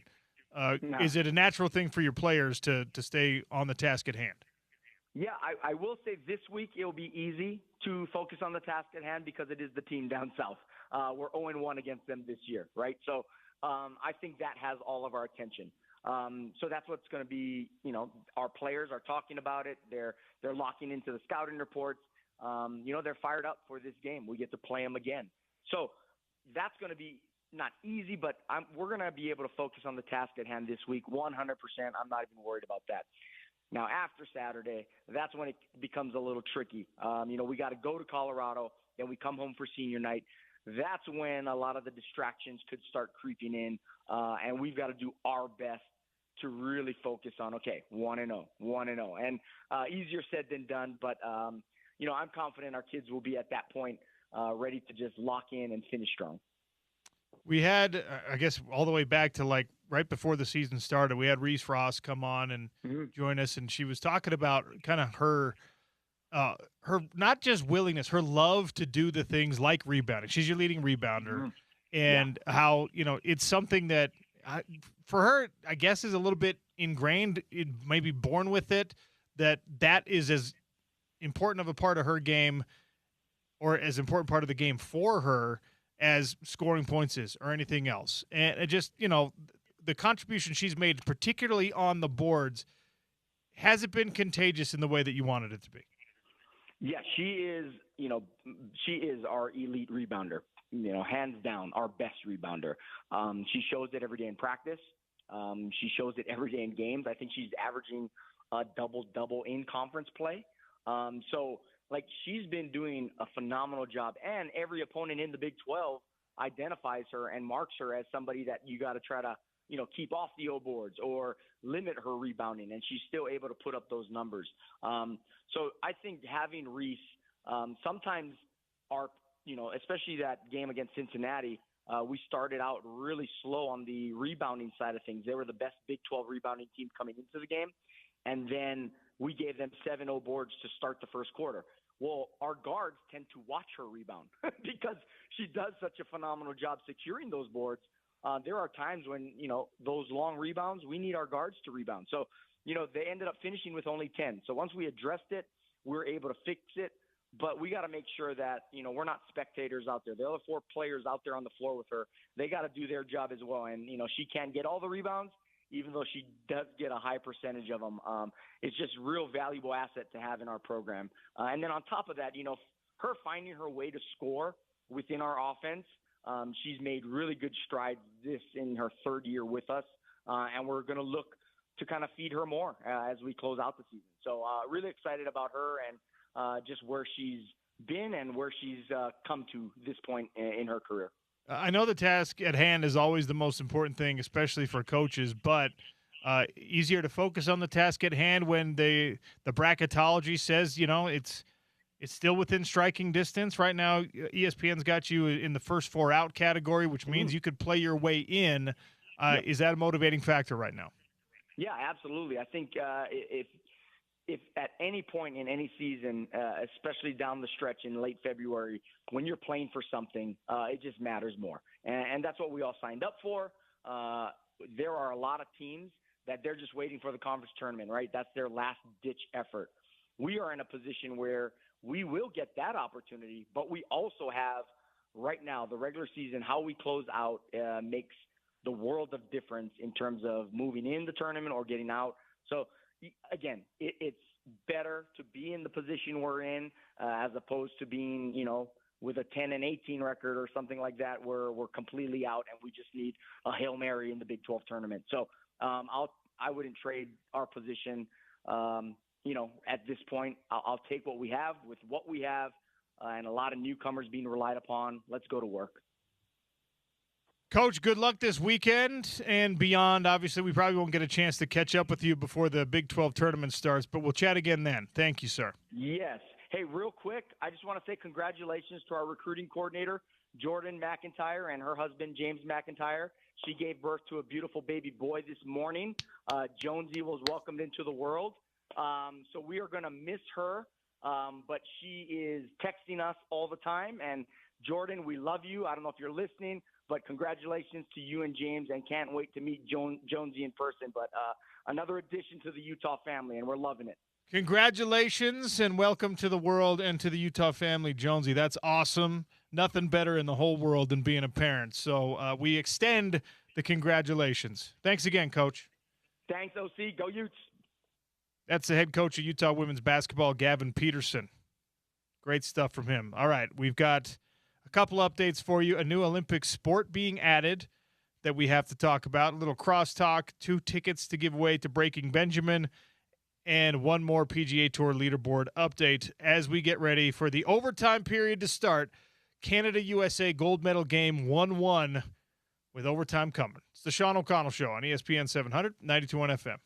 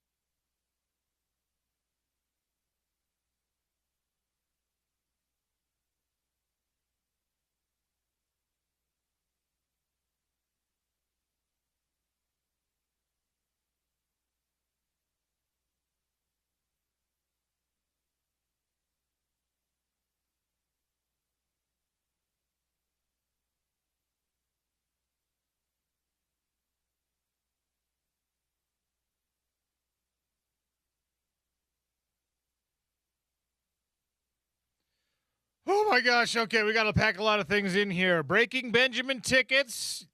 September 30th at Utah First Credit Union Amphitheater, 877-353-0700.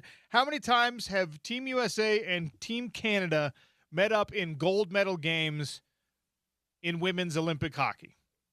How many times have we seen this exact matchup, which is now in overtime, being played 3-on-3 right in front of us for the gold in the history of the Olympics? Team USA versus Team Canada. How many times? 877-353-0700. Crosstalk coming, brought to you by Advanced Window Products, 801-850-9100 for $2,500 off 10 windows or more. But before we get there, a PGA Tour leaderboard update from the Genesis Invitational. Swing into Uinta Golf by Worldwide Golf. Custom fit for the new Callaway Quantum Driver. New Callaway Quantum Drivers feature the Tri-Force face. The result is a faster face, more ball speed, and a quantum leap in distance off the tee. Of course, that's why I only swing those Callaway G-Force clubs. All right, what's going on at the Genesis Invitational right now? Oh, come on. Come on, internet connection. Help me out here.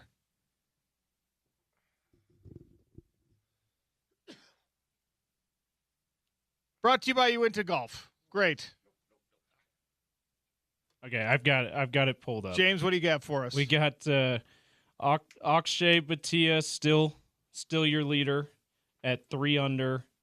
Colin Morikawa, Rory McIlroy tied for second with one other there at 2 under. The rest of the top 10, Matt McCarty, Jonathan Vegas, Tommy Fleetwood still among that group, tied for 5th at 1 under.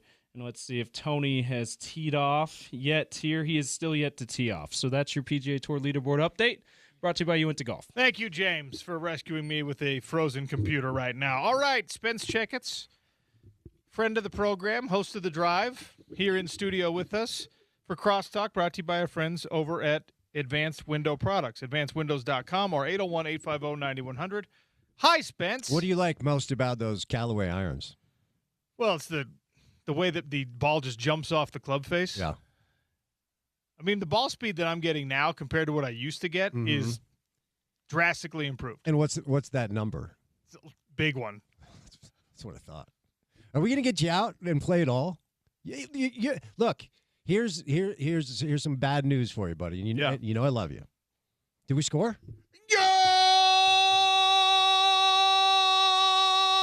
Gold medal win. Hell yes. For Team USA. Oh, my gosh. There's nothing like golden goal in hockey. There's so nothing great. like it, dude. I'm telling you. One thing I really want our Mammoth fans to experience the Stanley Cup playoffs.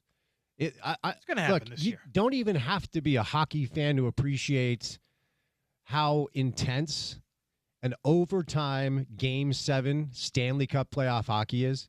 I honestly don't know that there's anything like it in sport. I mean, in pro sports, it's really, really hard to come up with anything better. Yeah. And, wow, this is a great moment for Team USA women's hockey.